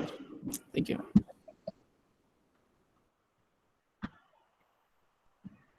All right, so we can now move on to the consultation proper.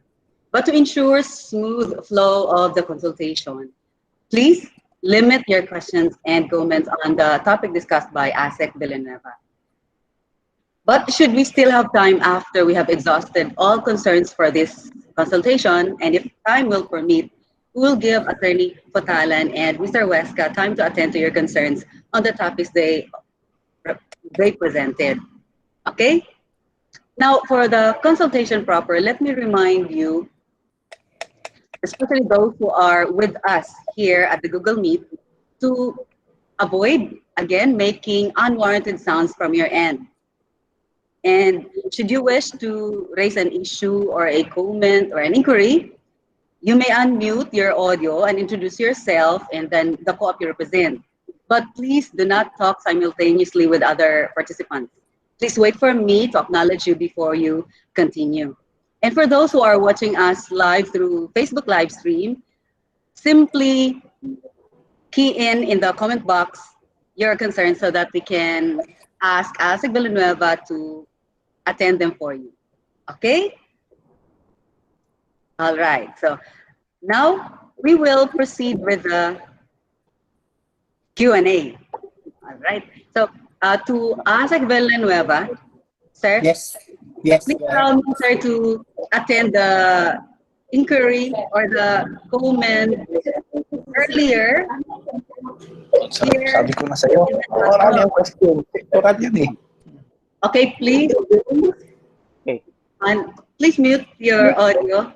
All right, thank you. We have a chat from MEMCO, or the Micro Entrepreneurs, by Miss Eleanor Santiago Diliena.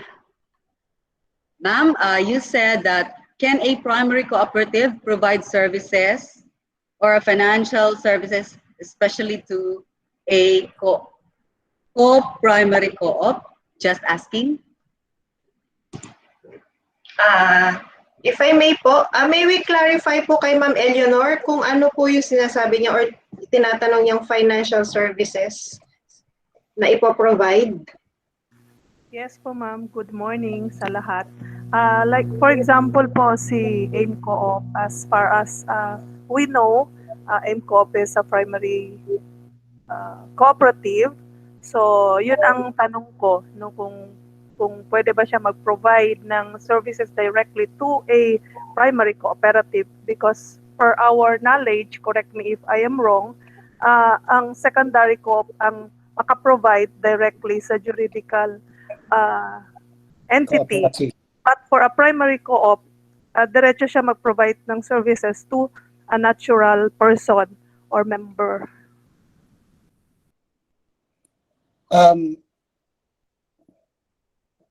Ano ni siya, no? Si primary co-op can give financial assistance or sa ba, provide financial support to a primary co-op also. That is also possible. With the Big Brother, Small Brother program of the Cooperative Development Authority, a big cooperative can provide financial assistance to a small cooperative. So that is, there's no prohibition on that. As to cooperative providing assistance to co-op members, lahat na po na kay dili man to pwede nga si AIM Co-op mo diretso dito sa members sa inyong co-op. It should be through your cooperative. Okay, so thank you for that reply, ASEC Villanueva. Kasi I remember before when we were, unsa bang term, evaluated, no, by the CDA, may time yun, years before, we accepted deposit from a co-op, no, shall we say, maliit na co-op dito sa Zamboanga City, but we were may finding sa amin that we cannot accept a primary co-op to be a member of our co-op. So doon nagsimula yung premise ng aking question. But if that is already allowed sa bago natin na RA 11, ano ngayon? 364. 364, hindi ko pa memorize. So at least that's good thing for primary co-op. Ma'am, if pwede pong mag-add, yung minimension po ni Asik Vidal is regarding po kung pwedeng magbigay ng tulong or financial assistance. But regarding po dun sa question ninyo, na if pwedeng magbigay si primary co-op ng services to another primary co-op, hindi po pwede kasi ang members po ng primary co-op ay individuals. So, kung services po, hindi po niya pwedeng ibigay yung services sa another primary co-op. Pero kung tulong po, pwede po magbigay. Binisayo na to, no? Kadto ang Big Brother to Small Brother Cooperative. So, let's say si AIM Co-op mo man pinakadato diha sa ato sa Region 9. Unya, na usa ka co-op na naghinalo, kamatay na hapit, for them to be to survive and to salvage the operation of that cooperative. AIM Co-op can infuse capitalization to that small cooperative so that they will be able to bounce back. But for a cooperative, accepting deposit that you will be giving interest for that deposit to that cooperative, that is a violation. That is a no-no. Dili siya pwede because the services that is expected from you is services towards the individual person, not to the cooperative. Like po, Ma'am Eleanor, ha, sa aspect sa Big Brother, Small Brother Cooperative, infusion of capital, mabuhi. Or aron ang gamay nga cooperative can engage into another line of business.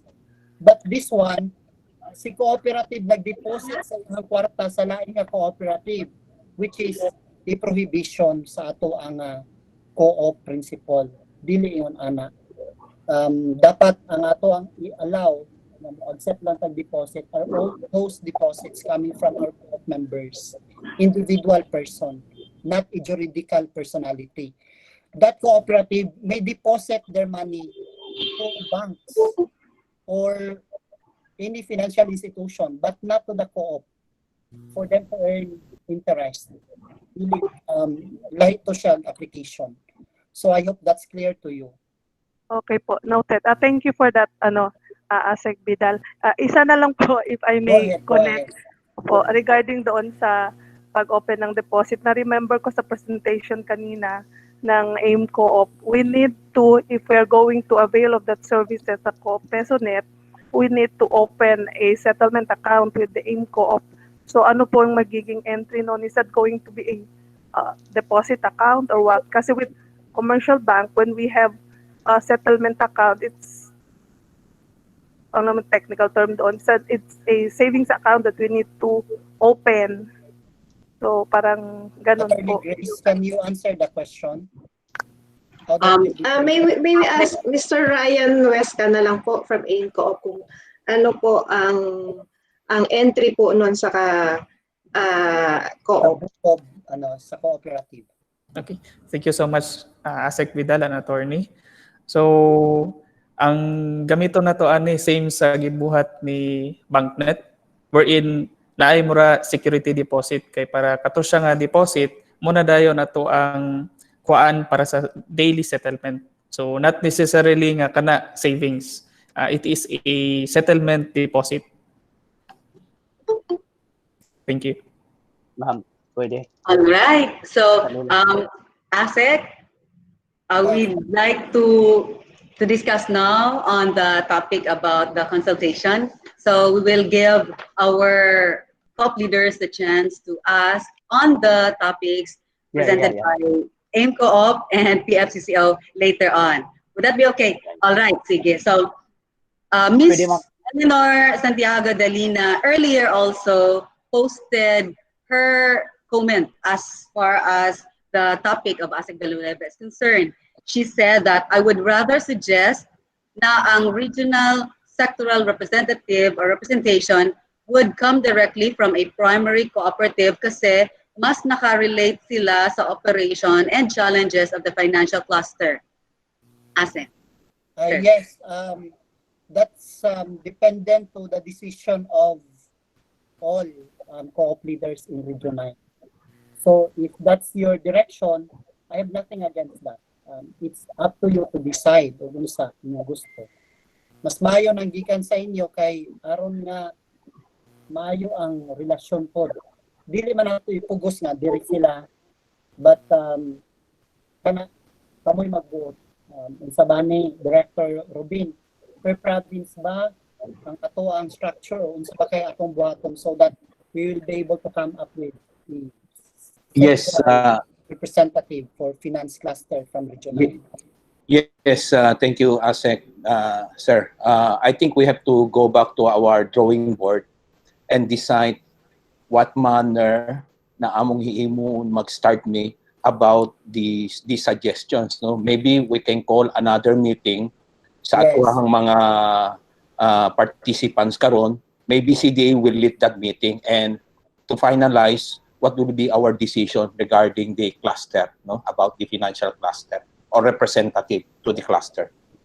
So if that's now the direction, gusto sad ko makaibaw sa atong timeline because we cannot wait for so long. I need your representative before the end of September.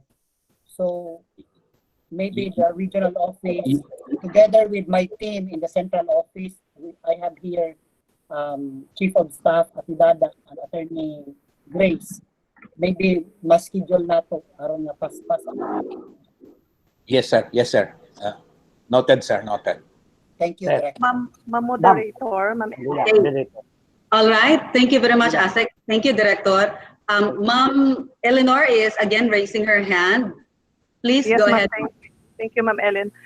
With regards to my comment kanina sa chat box and in relation to the concern of Asek Villanueva, nabanggit kasi kanina ni Attorney Putalan from PFCCO na meron silang Mindanao League and na-mention niya kanina na merong mga member coming from Region 9. May we know kung sino yung mga co-leaders na yun, baka pwede natin na i-suggest from the members participating in this consultation na pwede natin yun i-suggest na yun na lang ang elect for Region 9. That can also be done. But I don't have the list of group leaders who are also part of PFCC or Region 9. May we ask Attorney Gloria Fotalan, Madam?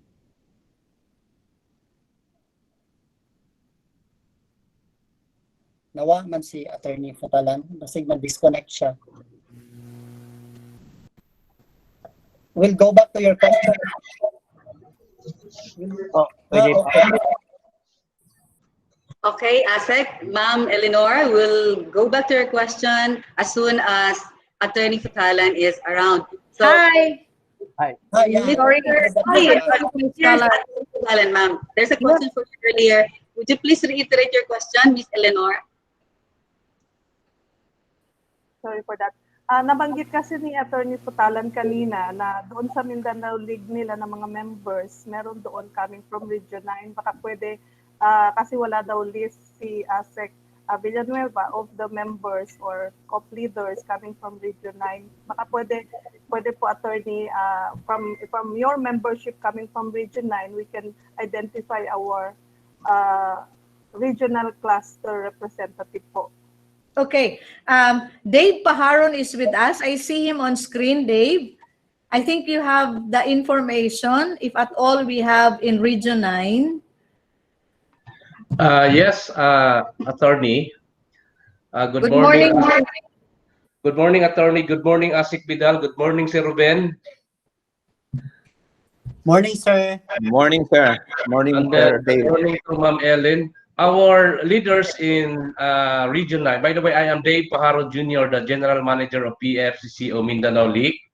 I'm very aware of the growth and strength of cooperative in northwestern Mindanao, particularly the twin Zamboanga Peninsula and Basilan. So our chair of PFCCO Mindanao is currently the chair of Polanco Polanco Employees Multipurpose Cooperative, and now Polanco Integrated Multipurpose Cooperative in Polanco, Zamboanga del Norte, in the person of Lorimer J. Olario. So he's currently the chair of Mindanao League. At the same time, the member of the board of PFCCO National. So we have also members there in Region 9, Labason, B-Side, Sibamco, Zamboanga City MPC, Tigbao, and many other cooperative there. If I mention it all, I have half day to mention it. So yun po, Asik Vidal, ang representative namin for Region 9. And in this, we have office in Region 9, but our office is not within the sub-political dynamics of the country, because our office is in Usami City to cater Miss Ok and Lanao del Norte, and then Zamboanga Peninsula. So our office is in Usami City.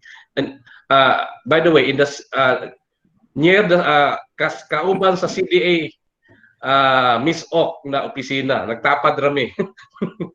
Pero nag-cater na sa Zamboanga Peninsula na area. Thank you very much. Thank you, sir. And thank you, Attorney Fotalan. So that's the situation now in Region 9. Aside from PFCCO, we have existing 4 federations. Am I correct, Director Rubin? I'm coming from Zamboanga City, Zamboanga del Norte, Zamboanga del Sur, and the other one, asa galit gikan? From Zamboanga Sibugay. Wala, sir, sa Zamboanga Sibugay. Bale, duha ka federation sa Zamboanga del Norte, 1 in Zamboanga City, and 1 in Zamboanga del Sur. So that's aside from the presence of our PFCCO. Yes, sir. Yes, sir. Layo man gud, PFCCO is tertiary. Tertiary na ng PFCCO. These federations are secondary. So layo po di siya nga level. And aside from that, ladies and gentlemen, PFCCO, following the provision of our memorandum circular regarding the National Alliance of Cooperatives has already automatic one seat in the Finance Cluster Apex organization sa national. So, maybe among the cooperatives in federations within Region 9, basig pwede sa ginyo tong tanawon. But the decision is really yours, ladies and gentlemen in Region 9, o kung sa inyong direction.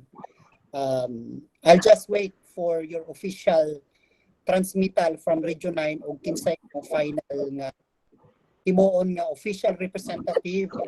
I will be awaiting for the official transmittal from Director Ruben. So, nasa iya ang responsibility how to finalize the representation of Region 9 to CDA Apex Organization Finance Cluster. Back Yes, to sir. you, Gary. Noted. Thank you. Yes, sir. Noted, sir. Thank you. Thank you. And thank you, Sir Dave. Thank you, Sir Dave. Thank you, Asik Vidal. Okay.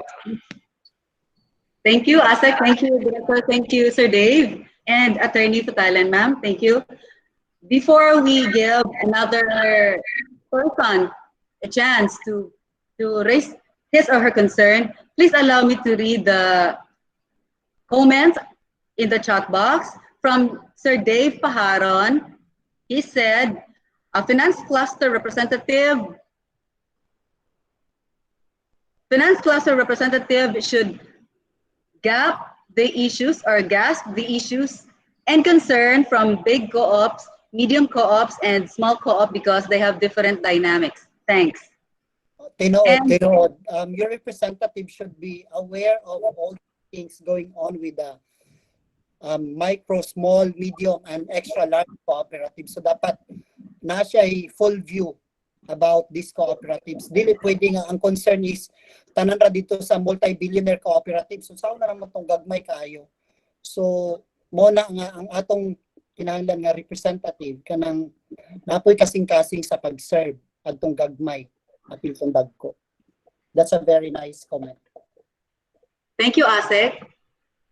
Another comment here in the chat box is from Jonah Bulnes. She said, or he said, our cooperative is not yet a member of a federation. Is it necessary to become a member of a federation before becoming a member of this regional Apex organization? By the way, lahi ni ang Apex organization ha, this is CDA initiated organization. And lahi sad ng federation. But I would like to tell you, kisay ngalan ato ni ma'am?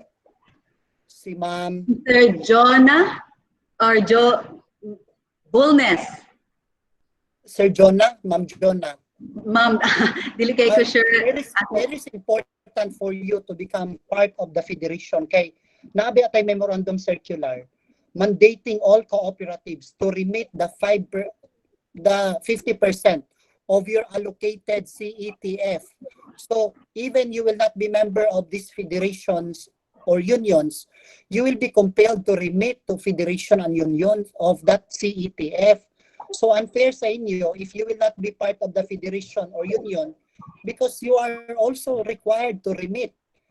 And in your failure to remit that CETF, mahimo ng ground for a possible CDA case against you because that's already stipulated in our memorandum circular.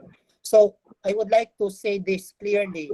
Sa tanan nga mga cooperatives nga naa karon diri sa atong forum, I would like really you to encourage to be part of the federation and union. Kamoy pili ug asa mo gusto mag-member nga federation and union. Because whether you will become part of the federation and union, required man mo, mandated mo, gimanduan mo to comply of the remittance of your 50% allotted CETF. Kamo sa gansi. Di ba? Kamoy makakansi. Kaya dili man na ninyo magamit. That's really intended for federation or union remittance. And you cannot also utilize that funds in your CETF. Might as well become member and remit that funds. Ang union or federation ug asa mo mabilong mo provide man sana silang services sa inyo ha. And to the Apex organization, yes, even without your membership to any federation or union, you can still be part of the Apex organization. Diha sa region, But I would like to say this again, mas maayo gyud nga magpa-member sad mo adtong kuan. Kay cooperation among cooperatives man ni ang atong membership to federation and union is showing our cooperation to other cooperatives also. And might as well join kay importante man gud na during the meetings of cooperative leaders, inputs from our colleagues from co-op sector are also very important. And we can also apply those inputs coming from them to the operation of our cooperative. So let's not deprive new ideas coming from these co-op leaders. Mo na nga kinahanglan mag-join gyud ta kay sayang ang opportunity nga ma-widen ang atong horizon and the horizon of our cooperative. Kung dili ta mag-join anang federations and thank you. Back to you, moderator. Thank you, Asek. So, is there any other comment or inquiry? Sige, sir. But Sir Anton. it should be related to the topic, okay? Yes, sure. Go ahead, Mr. Rodriguez, sir. Okay, thank you. Sir, good morning Yes, sir. po. May buntag, sir. System analyst ko ng Pagadian Pacific Regional Cooperative, sir. Regional. I will not, let's not discuss, but I will redo my observation regarding the presentation. Ito Yes, po, sir. para madali lang. Pwede ba, sir? Go ahead, sir. Go ahead. Okay, thank you, sir. Yung 11364, section 3, paragraph 3, nagsabi dito, the authority, the CDA shall be an agency attached to the DTI for policy and program coordination for cooperative. This will deface the substance and the content of the Philippine Constitution of 1987, Article 3, particularly on Section 15, which read as follows. The Congress shall create an agency to promote the ability and growth of cooperative as instrument for social justice and economic development. On the other hand, the cooperative debut is the father of our national economy. Yung patrimony po, father yon. Pursuant to Philippine Constitution 1987, Article 12, Section 15, created parallel to, ito sir, yan, national economy ko. Then, along this line, ito na po. The Philippine Constitution 87, Article 12, which composed of 22 section, at least explicitly provides, i-review lang ito sir, acts which circumvent or negate any of the provision of this article shall be considered inimical to the national interest and subject to criminal and civil sanction as may be provided by law. Itong support natin, sir, 9520, I will not read the entire content of 9520. Ito lang po, sir. Toward second paragraph, toward this end, the government and all branches of subdivision, instrumentalities, and agencies shall ensure the provision of technical guidance, financial assistance, and other services to enable said cooperative to develop into viable and responsive economic enterprises and thereby bring about a strong cooperative movement that is free from any condition that might bring upon the autonomy of the organizational integrity of the. Ito sir, tandaan natin ito. Wala yung ito sir, last. Therefore, it cannot be considered a transfer and or attached to the DTI po. Ang basis sa transfer, ito po, Executive 67 order, dated 31, 2018 by Executive Duterte, rationalizing the office of the President through the consolidation of its more mandates and framework of the Executive Department. Transfer of agencies under attached to the office of the President, the supervision over certain agencies under or attached to the OP shall be transferred to yung TISDA, yung CDA. Naloko na. Ano tayo dito? Miss Moderator. Ito, It cannot be ruled the fundamental law of the land, the Philippine Constitution. Tama. Yun, analogous. There is a great conflict of interest in the implementation of normal people. Sir, Mr. Rodriguez, can you go directly to your questions? Ito na, sir. Sir. Bakit nagkaganoon Yes, tayo, sir. sir? Bakit nagkaganoon tayo? Marami kayo doon. Ilan kayo? 7? Bakit hindi nyo na-consider itong study nito? Nagkagulo na tayo eh. Ang the most important, sir, Yung 2013, ang gusto namin, nakapwesto na kami, hindi, ng ILGO, hindi naka-form. Kaya nga, what tayong regional council. So, Sir Anton, Go ahead. your concern is regarding our transfer from the Office of the President to Yes po. Department DTI of po. Trade and Industry. Oh, Actually, sir, kana siya for administrative purposes, but not in anything that the DTI is intervening to the affairs of CDA towards the cooperative. Kuanra na siya ba? Because the Office of the President has so many concerns. That's the reason why in Republic Act 11364, nakita na sa mga crafters sa Balaod sa 11364 that CDA being there in the Office of the President, wala gyud maka-focus ba o kung sa atong mga concerns within the agency. But that's the reason why gibalita dito sa DTI, because if we're going to look at ang mga affairs sa cooperative are mostly related to trade and industry.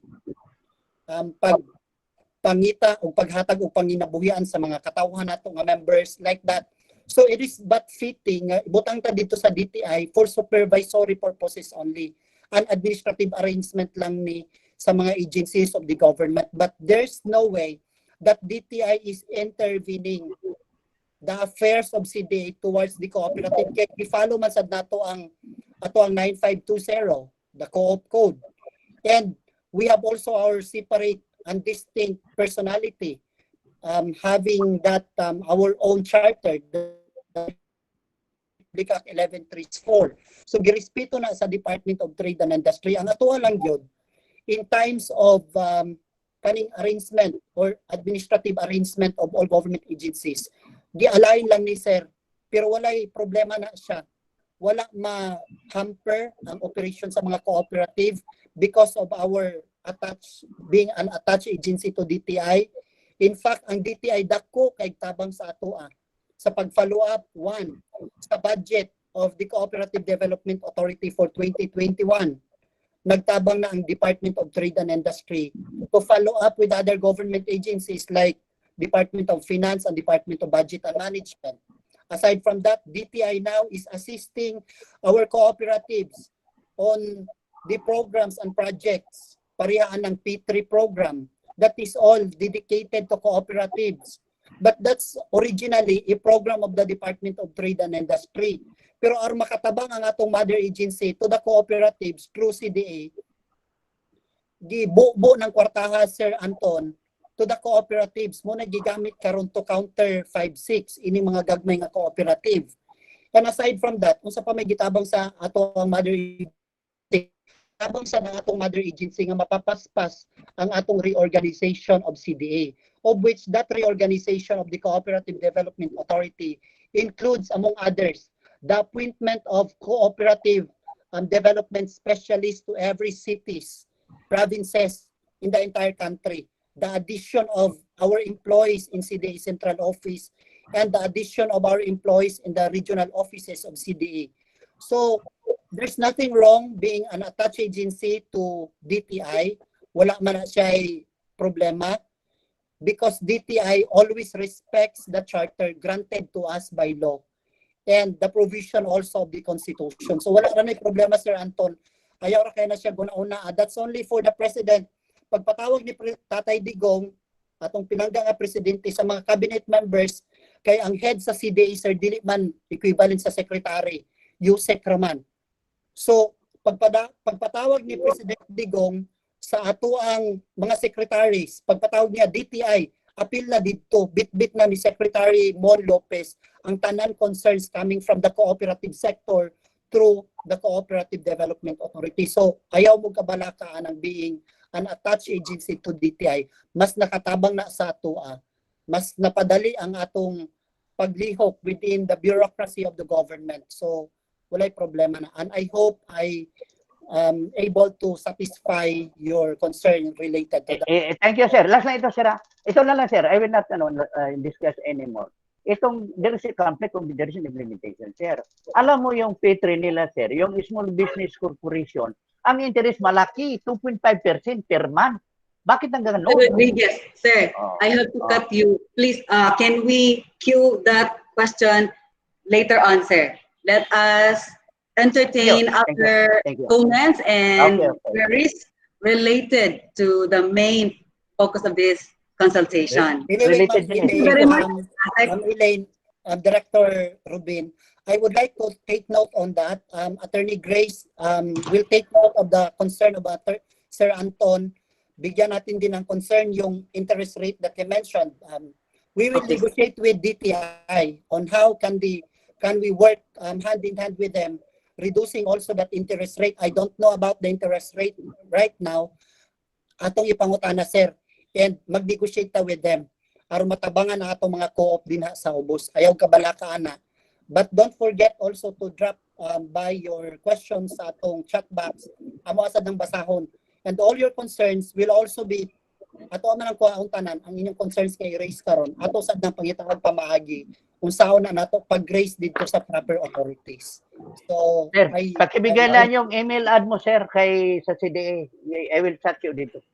Bigay ko yung submission, ha? Yung email ad mo. Thank you. Ako yatag By the way, for the information of our participants, this meeting is being recorded. So all the things that we have discussed here will be recorded, and we will submit your concerns and issues to the office of our Assistant Secretary, Villanueva.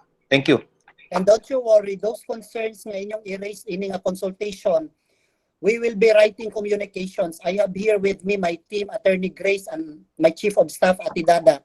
We will be writing communications addressed to concerned government agencies for all the concerns being discussed here in this forum. Aron dili masayang kay mo ni ang atong gibuhat nga consultation. Back to you, Ma'am Elaine. Salamat. Last na lang po for the satisfaction of Sir Antonio Rodriguez. Regarding po dun sa provisions ng RA 9520, presently, sir, we are amending the provisions of RA 9520 so that it will be consistent and in line with the new charter, the RA 11364 po. Tama po, ma'am. Kailangan, ano yung 9520. Thank you, Attorney Grace. Salamat, Asek. And Sir Ton, salamat. Let us now, may I now read the other comments, no, sa chat box? Still from Joanna Bulnes. It says here, multipurpose cooperative may naabay laing regional apex organization nga para sa multipurpose co-ops nga mas makater among needs kaysa aning credit co-ops regional organization lang. Asset. Actually, wala din sa provision sa Republic Act 11364, wala man gud gi-mention ang multipurpose cooperative, no? But ang inyong manggong membership to the apex organization will be more on the bulk of your business. So if that multipurpose cooperative is operating with at least 80% of your business is in line with the credit cooperative or lending operation. So, both pasabot, although multipurpose na, pero naa siya na belong majority dito sa credit cooperative. If part of your operation is into transportation, so duha ang inyong membership unya, member mo sa Apex organization under finance cluster, member pod mo dito sa Apex organization under transportation. So, ayaw mo kabalaka na. So, ang inyong concerns related sa transportation, i-raise ninyo dito sa Apex ninyo sa transport. Ang inyong concern related sa finance, diri sa ato sa finance. And duha man ang major ninyo nga kuan. So mo to'y pwede, maura to'y pwede, pero as to an apex organization para sa multipurpose cooperative, dili ingon ana ang tan-aw sa mga crafter ini nga balaod. Ug asa ang pinaka-bulk sa inyong business dito mo dapat mo align. Unya dapat mo sa inyong i-focus. Yeah, can I add something to the discussion? If you Yes, Madam. Yes, thank you, Madam Moderator. Am I recognized? Yes, ma'am. Go ahead. Thank you. Might be a little late for what for this reaction and or rejoinder to what has been said about the concern of Mr. Rodriguez. But, sir, maybe I would want to point out that the Constitution is our mother. You know, that's our mother law. That's the fundamental law of the land. So what it says there, kailangan po natin ng mga enabling laws. And that's why we have Republic Act 11364. This is the enabling law which seeks to strengthen and reorganize. Tapos if you look at Section 2, sir, naa din ha sa Declaration of Policy, specifically the third paragraph, the government and all its branches, subdivisions, instrumentalities, and agencies shall continue to provide technical guidance, financial assistance, and other services. Sir, si DTI is closer to our business because, as correctly pointed out by ASEC, more of what the cooperatives are doing now are aligned with trade and industry. So this is one of the departments in the national government which works as an alter ego of the president. Dili ta pwedeng ma-align, sir, og lain nga department. But naay uban pud gani nga offices like the NEDA, which is mentioned in the very law 11364 na kinahanglan na mo-connecta. So there is that relevance and kana bang alignment between DTI and the cooperative sector. But CDA, which is a body with a specific mandate, will continue to operate independent of what DTI, insofar as administration is concerned, would be able to do. Na may mandate ang CDA, sir. That's why the development aspect there, the D in the CDA, which is the development aspect, is being emphasized in this very law. We need partners so that we could get to the very task that is assigned to us.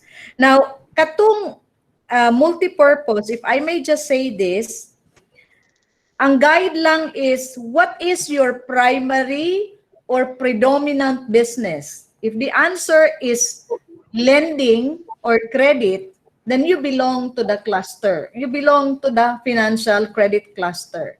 But if your preoccupation as a cooperative is other than lending, although you still have lending activities, pero dili siya key or primary, then you can choose which cluster is that. So ang guide ragyod is primarily, predominantly lending activity that is for the cluster of ASEC Villanueva. That's why we at PFCCO, while we are a federation of credit defined, we have members now which are also into others. Pero we took them in because they are basically performing the function of providing financial services to the members. So kanara, sir, I hope I am also able to help. Bisag gamay lang. Salamat. Thank you, ma'am. Thank you. I want to bring you this circular CDE at the end. We region 9 nag-initiate ito eh. Ang hiningi naman kay Presidente sa region nang ginawa sa entire country. Itong joint pinirmahan ni Rabanera. The CDA DLG yung 2019. 2019 po. You try to Sir Anton, I would like that you submit all your concerns to the regional office, because I wanted to entertain other questions from other co-op leaders also. So, Director Rubin, moderator, yes, sir. all the Yes, concerns to Mr. Anton later, as I wanted also to hear other co-op leaders to give way to others also. Yes, sir. I hope, yes, sir. Okay lang Thank you, Sir sir. Anton. Moderator, may I be agreed? Thank you, ASEC. Oh, Sir I think Ton, Mrs. La Chica is raising her hand. Mrs. La Chica is raising her hand, siguro, and then let's give her the chance to answer, to ask question.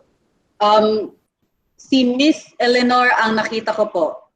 Mrs. La Chica first, and then Miss Eleanor. Miss La Chica, ma'am, you may go ahead.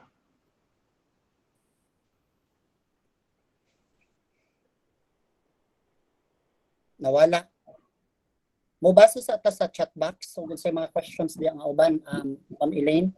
Yes, sir. Okay. Balikan na to niya si Ma'am Eleanor. Yes, sir. Okay. Thank you. Let us now hear from, allow me to read from Alicia Zamora of Larbeco. She says here, we are already a member of NATCO network. Can we still be a member of Apex organization? Ang Asek? NATCO Manggod is a federation, di ba? So, kani ang ato ang Apex organization is a human infrastructure for CDA, for our consultative body. So, lahi na, there is a Apex organization, by the way, you are not going to remit your CETF here. The affairs and activities of Apex organization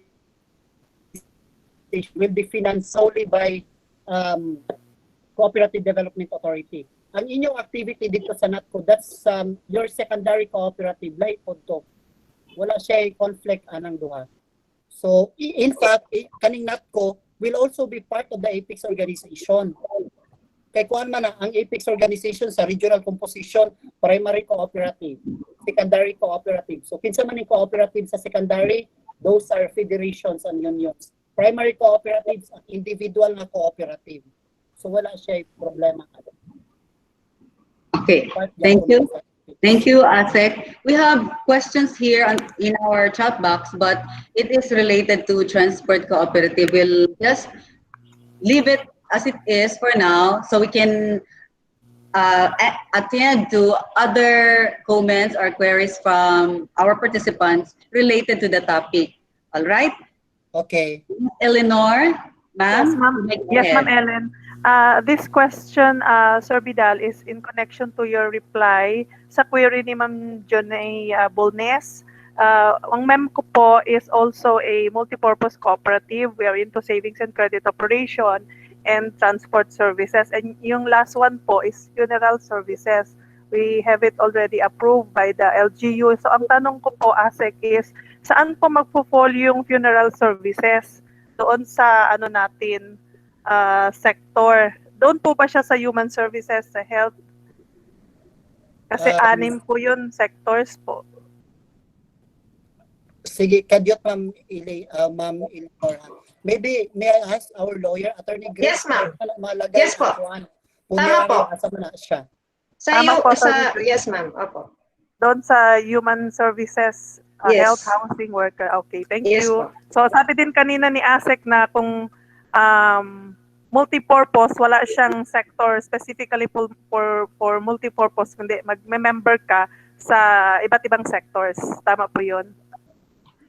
Kung saan po yung bulk ng services na pinaprovide niyo, ma'am, like sa ngayon is credit and transport, kung yun po yung bulk ng services na your co-op is providing, dun po kayo sa sector or sa cluster na yun magme-member. Opo. Pero kailangan pa din magpa-member doon sa ibang mga services po or hindi na rin?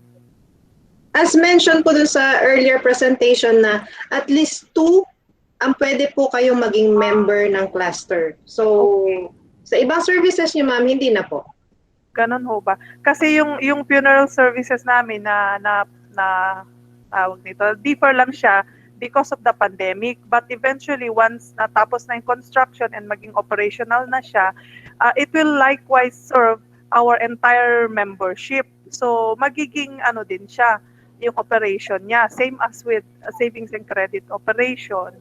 So, bale, dalawa lang po talagang limit. Sa savings and sa credit operation kay ug naay mamatay mangutang og lungon. So asa man padulong ang utang dito na sa credit, di ba? So ana siya. Pero as to yung operation niya, sir, yung technical, baka meron din kaming sa technical aspect dayon later kana inyong membership sa federation. Kay mao man ang federation, ang focus man gud is the business side of the cooperative. So, sa karon sad, wala pa kaayo yung mga funeral services nga nag-register with CDA. Wala pa na-contemplate gali originally from the conception of Republic Act 11364. Wala pa na siya.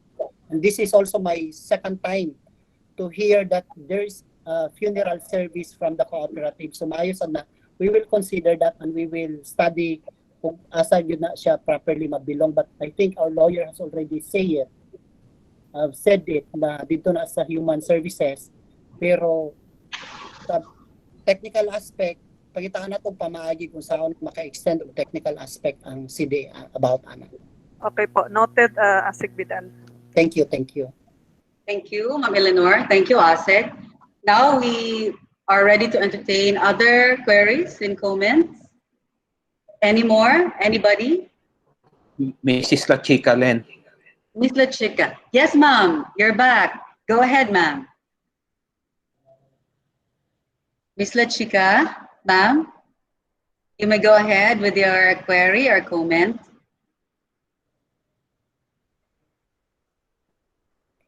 While waiting for Ma'am La Chica, no, I am reading here sa chat box regarding the concern of Sir Edgar Baling regarding DTI intervening for the transport cooperative so that they may be able to avail Financing. or financing for the MU Acquire modern EP units. program of LTFRB. Kuhanin natin to Attorney Grace. We will inform ASEC Abad Santos. I cannot answer this right now. It's Abad Santos who is the proper person to answer this concern. Thank you, ASEC. We also have other comment while waiting for Mr. Chica. We also have other comment from Mr. Lorimer Olario. It says here, we are secondary federation serving primary cooperatives directly. PFCCO National is our tertiary federation, where I also serve as one of the BODs. Just a clarification from what was said earlier that PFCCO Mindanao is a tertiary federation. Okay. Thank you, Mr. Olario, sir. All right, is Ms. La Chica around? Ma'am, if you're around, you may go ahead. Kung wala pa Ma'am Elaine, adto ta sa atong kuan sa Facebook Live basig na pakutanang adto. Yes, yes, Ate. Uy, by the way ha, while waiting for other leaders to ask question, I just would like to say this to all of you this morning.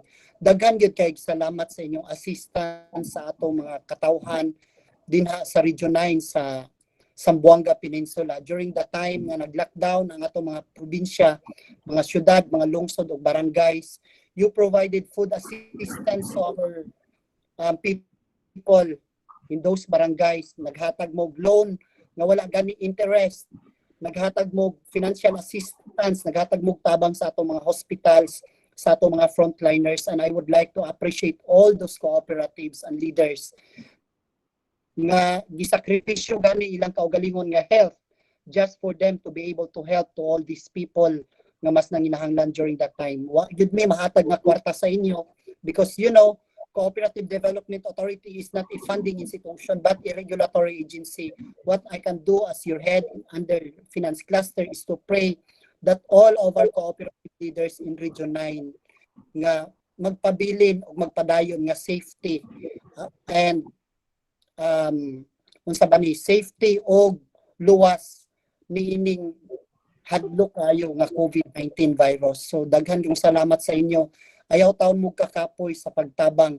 Ug napay mga cooperatives, those cooperatives nga wala pa nahurot ang ilang community development fund, this is really the right time for you to utilize that funds to help our people in Zamboanga Peninsula. So back to you, moderator. Okay, thank you, ASEC. All right, so sir, we have a question from Mr. Wilbert Ignacio, representative of the Western Mindanao Federation of Cooperatives in Zamboanga City. He says here, ask lang ko kung ilan po ang composition ng cluster.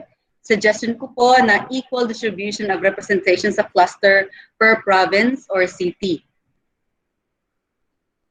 Wako ka gets ma'am Elaine sa daw to. All right, I will reiterate, sir, ha. It's in my Facebook account. It says here from Mr.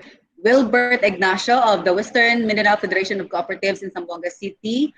Ask lang ko kung ilan po ang composition ng cluster. Suggestion ko po na equal distribution of representation sa cluster per province or city. Okay. For the cluster din na sa Attorney Grace, maybe it's our legal officer will be the one to answer. Attorney Grace. And Grace. There are 6 clusters po that is provided in under 11364 or yung RA 11364, the CDA new charter. Yung distribution po nitong clusters na ito ay in-identify during the hearing with the Congress and the Senate. So, we assure naman po every cooperatives na it is well distributed. However, as to the number of cooperatives na under certain clusters, siguro ma'am, kayo po ang mag-provide kung ilan po ang nasa credit, nasa financial cluster or nasa health and services cluster, ganyan po. Pero as yun po, yung sa distribution or kung well represented po sila, paano natin malalaman kung well represented po sila? We will check the data po ng mga number of cooperatives engaged in certain cluster.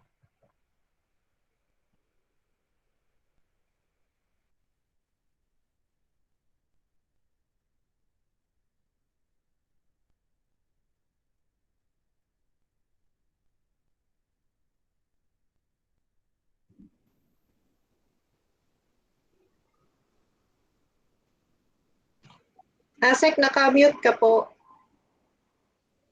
Attorney Grace, ganito yung, parang ang gusto kasi ni Sir Ignacio, na kada probinsya sa Region 9 will have a representative also in that regional apex organization. So that's possible naman din. But their representative of the regional apex organization to the sectoral apex organization of the finance in the national, oning sa National Apex Organization of the Finance, usara ka buok. Usara yung representative diha sa region. But diha sa regional composition, kung ganahan mo nga kada probinsya na ay representante para sa inyong regional apex organization sa finance cluster, that can also be done. Pwede ra pud na siya. Aron nga tanan probinsya within the region will be represented. But please don't forget, aside sa Zamboanga Peninsula, nabi amoy City of Isabela, di ba? That is part of Basilan. But considering a highly urbanized man siya, di-separate siya sa iyang mother province, Basilan, dapat na sa representante adto. If that's what the co-op leaders in Region 9 wanted. Okay, thank you very much, Asek and Attorney Grace. I hope that has sufficiently answered the address, the concern, earlier. We have another query from the Facebook live stream. It's from Mr. Lare Ocampo Refugio of the Zamboanga del Norte Provincial Government. It says, hopefully the micro co-op will also be represented to the Apex. Wala man tay kisay nga ni Sir Mario, no? Larry, Sir Larry Refugio. Sir Larry, Sir, tanan diri sa atong Apex, maski gamay ni sila, micro, but their business, their line of business is a blending business. Apil yapon sila sa Apex, wala man taga segregate og small, micro, medium, o large nga cooperative. Everybody is welcome in the Apex organization. So, madungog yapon ang voice ini mga micro cooperative. Walay discrimination diri, apil sila. Kay sa line of business man atong gitan-aw, dili man sa kadako o sa kagamay sa co-op. We are looking at cooperative based on the line of business that they have. So apil tanan, walay discrimination. Thank you, Asek. I hope that addressed Mr. Larry Refugio's concern, sir. Another comment from the chat box. It says here from Ms. Sarah of PMFC. Since most of present here are from credit and savings sector, can I suggest that we have to come up as to how we can choose our representative in our cluster? Suggestion. Natubag ta na ng ganihan, no? Depende sa inyo mo decide mo nga ada probinsya na usa.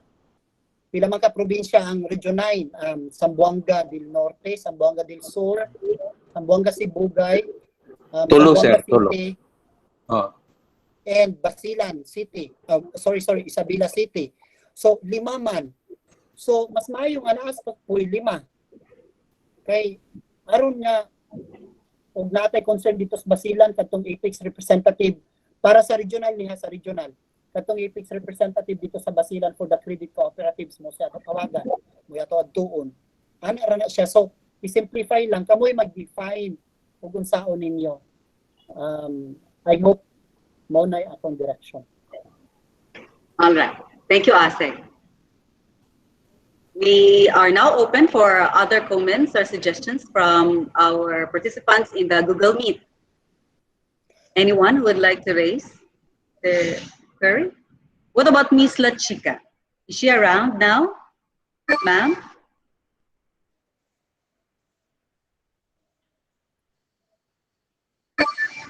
Okay, I don't think Miss La Chica is around to raise her query.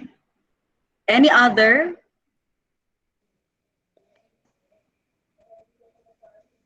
Ma'am, wala. Silent. Pwede? Okay, Mr. Rodriguez, sir. Thank you po, ma'am. Sorry po ha sa PFC, yung Philippine Federation of Credit Cooperatives. Ma'am, paano na lang natin, ma'am? Issued ko na lang. I kindly suggest. Pakiamin po yung ano mo nang talaga siya ay tertiary. Eh bakit federation pa ka? Sir Para Anton. malaman namin doon kami. Yeah, hello ma'am. I'm Ellen. Go ahead, attorney. Yeah, may I respond? Sir, Yeah. amendment means we change. Now, there is no need to change because PFCCO is a tertiary federation. National, its members are secondary federations in the leagues. So I explained one of the 9 leagues, one of the 9 regional leagues of PFCCO National is the Mindanao League. Ang members ng Mindanao League are primary cooperatives. So, ganyan naman ang structure natin, sir, sa sector. You have a tertiary, then you have a secondary, cooperative organization, and your primaries. So, kaya nga, at the start, I said, we have this straight relevance to this forum because we represent the cluster of credit cooperatives, PFCCO, at the national level. So, no amendment, sir, necessary. Yeah, kasi ma'am, ang alam ko lang, wala pang tertiary. Ngayon, mayroon pala eh. Sorry ha. Sa amo, sir, if you're referring to Apex, walang Apex, Co-op Apex organization. But sa among structure, sir, the regional leagues are our secondary federation. Federation naman sila. The Mindanao League is a federation of cooperatives. So because Mindanao League is a member of PFCCO National, from secondary, we are the tertiary federation. Please do not confuse the Apex organization with the federation operating at the national level. Thank you, sir.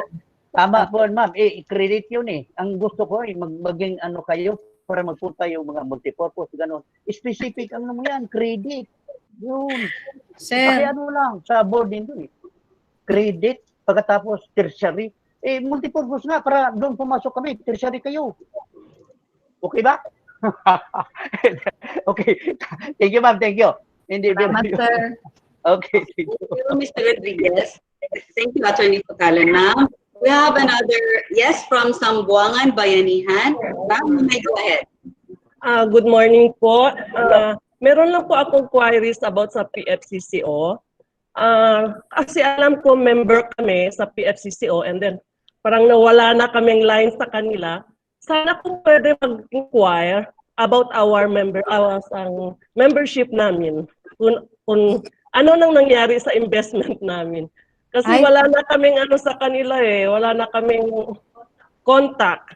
Hala, Dave, sa Mindanao League si Ma'am. Can you please respond? Ma'am, Nanan, di ba nag-ano ako sa inyo? Kasi meron kaming almost 500,000 pa yata yung investment namin.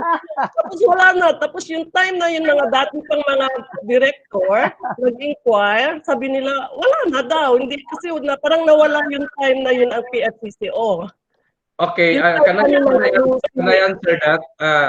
Ma'am, I will give you my number, 0905 Sandali, sir. 0905 033 033 8023 80 23. 80. But before I will, I already give you my number, but I will explain it very quickly. This is since na-raise na. That membership of Sambuangan Bayanihan is during that PFCC was a secondary federation. And then 1997, inamin yan into tertiary. So, ang nangyari is, yung mga investment na nakalatag dito sa secondary during the time of Father Hayuma. Yes, sir. Actually, Father Ben Hayuma is my uncle. so inabsorb namin yung losses ng secondary federation na PFCCO ng Mindanao League. So nakabook sa amin yan. So that's why I will give you my number so that we can talk regarding the rebooking of that investment and then basically and how we can move forward on that aspect. Thank you very much. Okay, sir. Thank you, then. Thank you. Thank you for that very quick response from PFCCO. So, Ma'am Elaine, no, this is something na I wanted to develop also within the finance cluster. Yung openness ba of communication. Like, Sir Anton was asking Dean Futalan, and sino yung sa Bayanihan Co-op, which Sir Dave responded immediately. So this is the kind of culture that I wanted in the finance cluster to happen. So kung may Apex organization na tayo, ang dami nating mapag-uusapan. Sir, nagtagalog naman ko, nakalimot ko, Mindanao, madayni. Daghan kaya tag maistoryahan nga makatabang sa atong mga cooperative or mas strengthen ang atong alliance, mapanindot ang atong relasyon, mapalambo ang mga negosyo. Kaya kani ang credit cooperative, mao maning backbone sa cooperativism, sa cooperative movement diri sa Philippines. So, ang ka-brilliance ining atong mga co-op leaders, if you're going to unite all of this and you will listen to all of them, daghan kay matabang.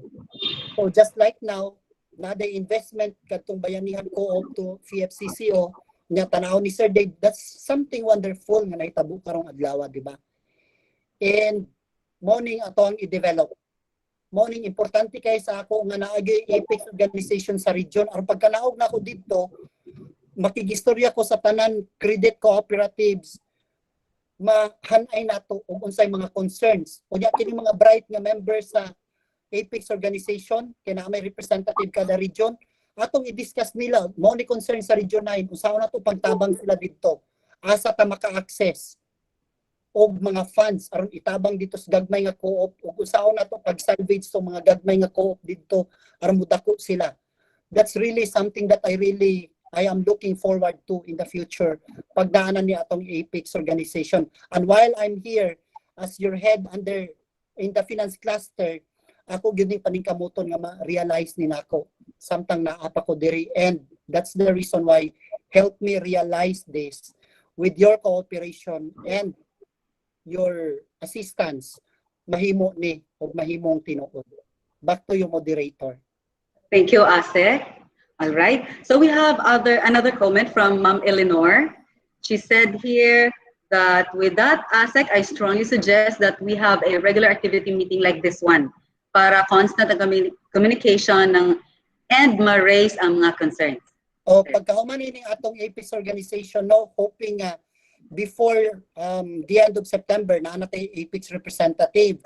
Unya right now dili pa ko makamit dahil ninyo immediately because I have a lot of schedules also to other regions aside from the eco forums nga atong i-host pod sa finance cluster. Pagka man ining Apex organization concern sa Region 9, mag-meeting na dayon ta ug unsay mga issues and concerns that affects the operation of the credit cooperatives. So mo na atong next in line.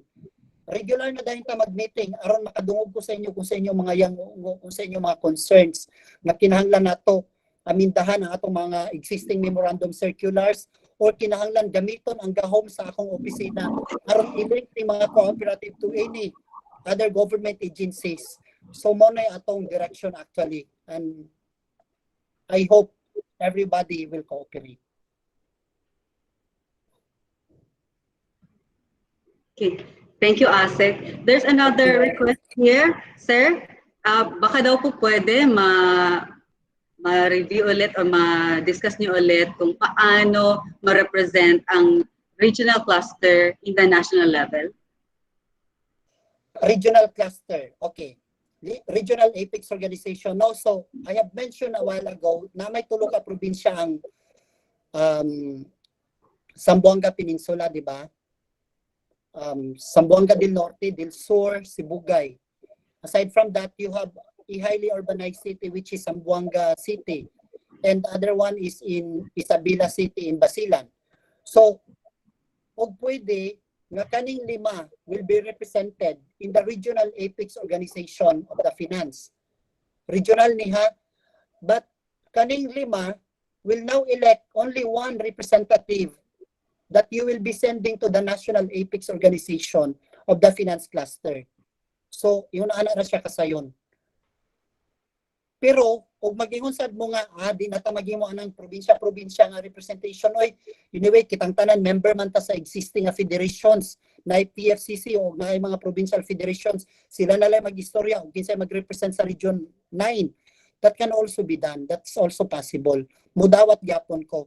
With the endorsement of our regional director nga morning official representative of the finance cluster in Region 9, okay na nasa kuan. Pa-aprobahan ko na dahil nasa CDA board. Kanya i-publish na dahil mga ngalan tanan o kinsa ni ang Apex organization o kinsa ni composition sa Apex organization under the finance cluster. Thank you, Asek. Sir, meron po mga nahuli, hindi po nakapasok during your presentation. So, there's a query here, sir, kung ano daw po ba ang main function ng cluster? Again, the function of cluster is consultative body. Sa cluster, iyambot masabot. Kung sa function sa cluster, the cluster now functions as the oversight cluster that oversees all cooperatives within the cluster. So muna function sa clustering. Example ako, I am the oversight of the credit cooperatives, the banks, co-op banks, insurance cooperatives, and the credit surety fund cooperatives. So upat ang under sa ako. So muna ang na ako'y oversight ini ug unsay mga problema and concerns of these 4 types of cooperatives will all be given to me, and we will decide and we will contemplate on how to resolve those issues and concerns that affects the operation of these 4 types of cooperatives. And also the other types of co-ops na asay mga assistant secretaries na assigned to handle those other concerns of the co-ops nga nabilong dito nga cluster. Mo na siya ang cluster. As to the Apex, again, consultative mechanism ni. Aron paspas ang atong communication, maabot ninyo sa amo ang inyong concerns ug mahatag sad namo sa inyo directly ug unsay response namo sa inyong concerns. Okay. Oh, thank you. Thank you, Asek. There's also another query, sir, kung paano daw po ma-represent ang kanilang primary co-op doon sa regional cluster. Ha? Paano daw po ba yung representation per primary cooperative to the cluster? Chairperson po ba doon ng board of directors ang tatayong representative? Depende kung kana nga person, maski manager na siya sa co-op, but that manager is authorized by the board to decide for the formation of the apex organization, pwede raman, pwede sad ang chairman, pwede sad any member of the board if the chairman cannot attend. So long as gitagaan niyo siya blanket authority to decide related to the apex organization of the cluster. So, basta duly authorized representative, not necessarily the chairman. Kung busy kayo si chairman, ayaw pugsa. Kung si general manager o si CEO ang naa, pwede raman. Wala may problema na. Basta duly authorized representative of the cooperative. Okay. Thank you, Asek. Any other concern from our participants here at the Google Meet? Related to the topic, of course. Ma'am, ito last. Ito po, yung clustering, I admire. Talaga maganda yon. Very comprehensive ang ano niya. Pero, sir, nandito Yes. po. Bumalpak ang co-op, di ko maglipod-lipod doon sa NG at sa LU ng ano, yung assistant nila. Mag-istorya tayo dyan. Because there is no national economy in the Philippines ever since. Punta kayo doon sa Philippine Statistics Authority. Maraming, wala. Pobre tayo ang Pilipinas ng tao. Kaya nga mag-usap lang tayo dyan. Wala yun. Yung pumalpak yung NGOs natin. At sir, for your information, sa regional ako sa RCDC, PSR, doon ko nakita ang kanilang presentation, NG at LGU. Yun. Bakit hindi talaga bigyan ng pansin ng kooperatiba? Yun ang father ng national economy, but they fail. See? Pag-aralan mo yan. Sir Ton, with Republic Act 11364 now, mo naman yung bago natong charter sa Cooperative Development Authority, no? With this charter, automatic representative na ang regional director of the Cooperative Development Authority to Development Council. So karon, because of that, ang mga statistics, mga economic contributions sa cooperatives to the national economy or to the regional economy will now be counted. Kaya naman tayo representative. So tanan ni mga data from the co-ops will now be presented by our regional director to the Regional Development Council. Kaya naman tayo authority karon as member at the same time na tayo voting right per region. So maybe mo nang usa ka importante kay nga feature ining Republic Act 11364 aron kanang imong concern nga palpakta wala nato ma-record ug unsay atong contribution, pobre kayo, wala makita og unsay contribution sa mga cooperatives, but I think with the current or the present charter of CDA ma-address na nato siya nga concern. So and later on, because of that, appreciate na sa tanan national government agencies ug unsay mga contribution sa mga cooperatives to the communities all over the country. Back to you, moderator. Thank you, Asek. Thank you, Sir Ton. All right, we give other participants a chance now to raise their comments. Please, anybody?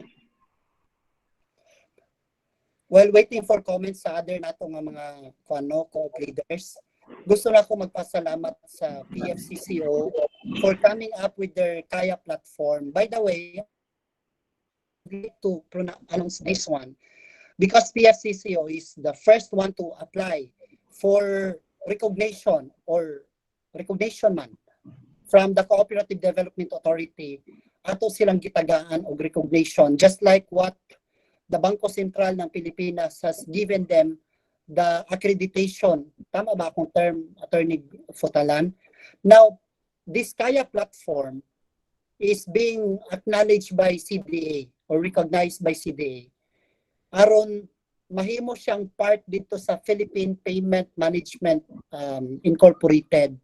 Aron nga ang mga transactions sa cooperatives mutagos na sa PICAS ba? Just like me, being a member of one cooperative. So, ang akong kwarta from land bank account, pwede na ako i-transfer using my cell phone. I can already transfer my funds from my bank to my cooperative and pay also my obligations to other institutions or service providers. So ang konsad, na-appreciate sad nako kayo ang AIM Co-op. Inyo yung gibarugan ang inyong pagka-AIM Co-op. You have also developed your own system, and I think in Region 9, you are also using it right now, and some of the cooperatives in Region 9 are also availing the services of Co-op Peso Net. Tama ba ko? So, na-appreciate kayo nako ning daghan kay nga mga initiatives from the co-op sector. And because of that, dili jud ko mohunong hangtod nga dili ni makita tanan. And I thank you for your contribution kay dako kay nigtabang sa atong ekonomiya. Kaning kaya platform unya mo maning first nga makasulod dito sa PPMI ug kaning NSRI sa bato nga kuan. RPS sir, NRPS. National NRPS. Retail Payment System. Yes, kana siya. Dako kay na nga impact sa co-op sector sa nasod nga naay cooperative nga nakasulod na didto, and the first is the Kaya platform by PFCCO. So magpasalamat gyud ta ana. Ako, I am very supportive to all cooperatives. Ug kung sa inyong initiative nga makatabang sa atong sektor, mudawat gyud ko ana, and I am willing to support and I'm willing to give my 100% para sa inyo tanan. And dili ni nato palampason nga opportunity. We are now in the age of technology, and we have to avail for this one. Dili nato ni buhian. Mawala man ang COVID, no? Dili nato ni hunungon pareha ni atong meeting karon nga mobile virtual platform. Ato ning ipadayon na kay virtual, nasa tay face to face. So doble na. Pareha na ipatawag ta ng credit cooperatives diha sa Region 9.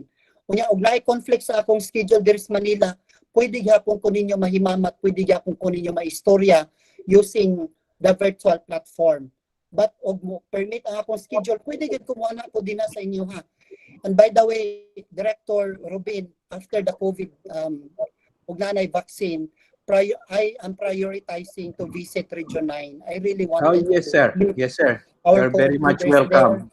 Yes, sir. And I'm sorry katong AIM Co-op when you're during the launching of your co-op program kanang PesoNet ninyo, I was not able to get there because of the conflict of activities also in Manila. So after ending COVID, I'll be there, and I am willing to hear all your concerns, and afterwards craft corresponding memorandum circulars to address your concerns if necessary. So ibalik na ako sa kuan, tabian kay inyong cluster head, no? Sorry. Balik na ako sa moderator. All right. Okay. Thank you, Asek. Before asking some more concerns or issues from our participants, allow me to read the comment here at the comment box. It says, of course, it's from Western Mindanao Transport Cooperative. It says, pwede po bang masali sa clustering ang transport sector maliban sa savings and credit? Kasi napapanahon ngayon na matulungan ang transport sector through legit co-ops dahil PUVMP, which is due to take off this December. Naay cluster head din na si Asek Abad Santos. So siya na head sa ato ang transportation cooperatives. Apil mo, pero dito mo sa ug ang inyong concern is transportation, dito yun mo full sa transportation cluster cooperative. Kay aron nga ang inyong focus ba ang concern karang transportation dito kang Asik Abad Santos kay aron matagaan gud niya 100% attention. Okay, thank you, Asek. Thank you, Western Mindanao Transport Cooperative. We have one from Mr. Antonio Matias. He says, hopefully, cluster representative be chosen the earliest time. Tinuod kay aron nga makaplano na tag unsaon nato pagtabang ang uban nga mga co-ops dita. Kay kani magud ang cluster aside nga consultative body ni, mao ni ang akong pagian unya ug unsaon pag-abot ng mga gagmay nga cooperative nga naay mga problema. So, example, later on, mahumanan ni atong Apex, no? So magpatawag na sa dayon ko sa tanan nga mga credit cooperatives, mag-discuss na dayon ta regarding sa mga business matter na sad sa co-ops. o magkinahanglan taon niya og infusion of capitalization to cooperatives aron nga maka-expand sila sa ilang operation, we'll ask Land Bank and DBP to join us. We'll ask our federations nga daghan kay kwarta pareha ni PFCCO to join us so that they can also extend loans to our primary cooperatives. So pwede man ang ingon anak. Unya, later on, og na natay Apex organization, mapangutana sa nato kung sa pa may among buhaton sa CDA aside ini naana sa among huna-huna. So mao nay kinahanglan namong madungog coming from all of our co-op leaders. Thank you, Asek. Thank you. Anyone from our participants?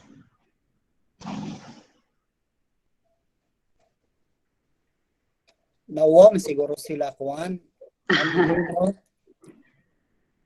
So wala na pangutana. I think considering that we are now 11:43 in the morning. Yes, sir. Aron sad makapaniud to sila, pasensya mo ha. Ang CDA dili makapanglibre niyo paniud to kay di man malusot sa cellphone ang lunch. But if only face to face ang ato ang consultation karon, na may budget ang CDA gi-allocate para sa lunch unta sa tanan, pero dili ta na magamit kay di man mo na mapakaon. But magpasalamat po sa inyong presence. Happy taon ta magtulo ka oras og ginistorya dire.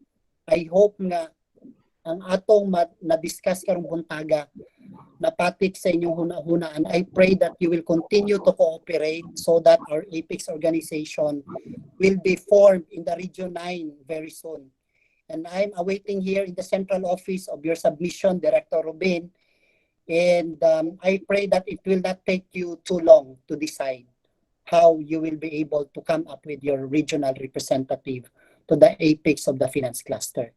And I know nga, although we can see right now, kamiran tulo si Ma'am Elaine, si Director Rubin, ang inyong kakakita to our leaders.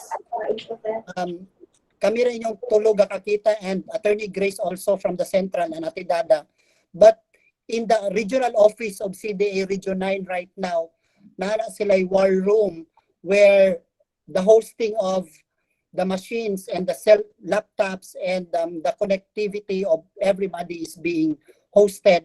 And I would like to thank all the personnel there, our MIS personnel, and also tanan natong mga personnel sa mga CDSS who cascaded down to cooperatives this invitation.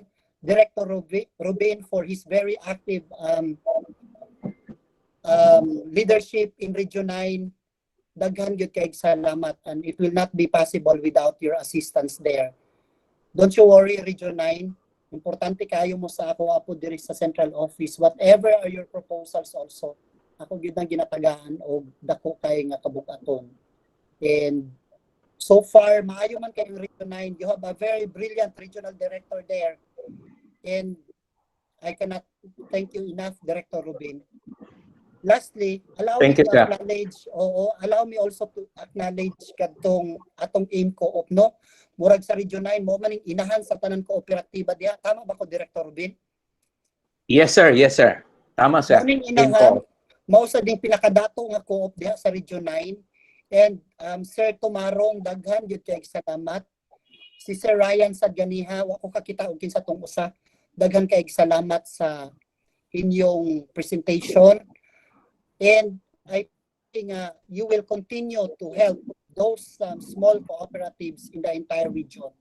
Aside from my challenge to you to expand your operation all over the region, with our 3.3 million population in Region 9, only 800,000 are members of the cooperative.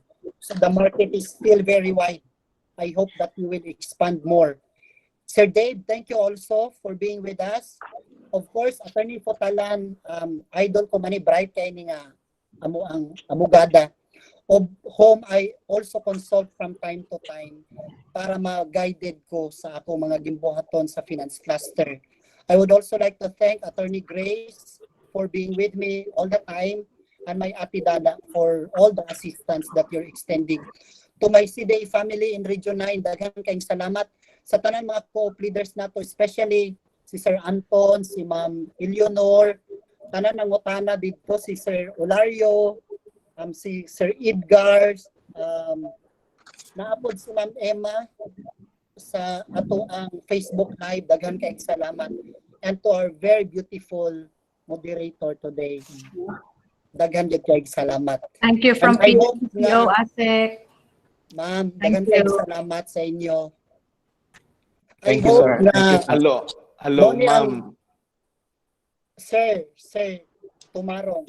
Yes, hello, ma'am, moderator, ma'am Ellen. Sir, go ahead, sir. Pwede ko ma-recognize ka-jut lang, ma'am. Yes, sir. Go ahead. Thank you so much. Asik, mayong buntag. May buntag, sir. Dili lang kumudawat anang nganlan o dato ang imkop asik kay madunggan niya tag BIR.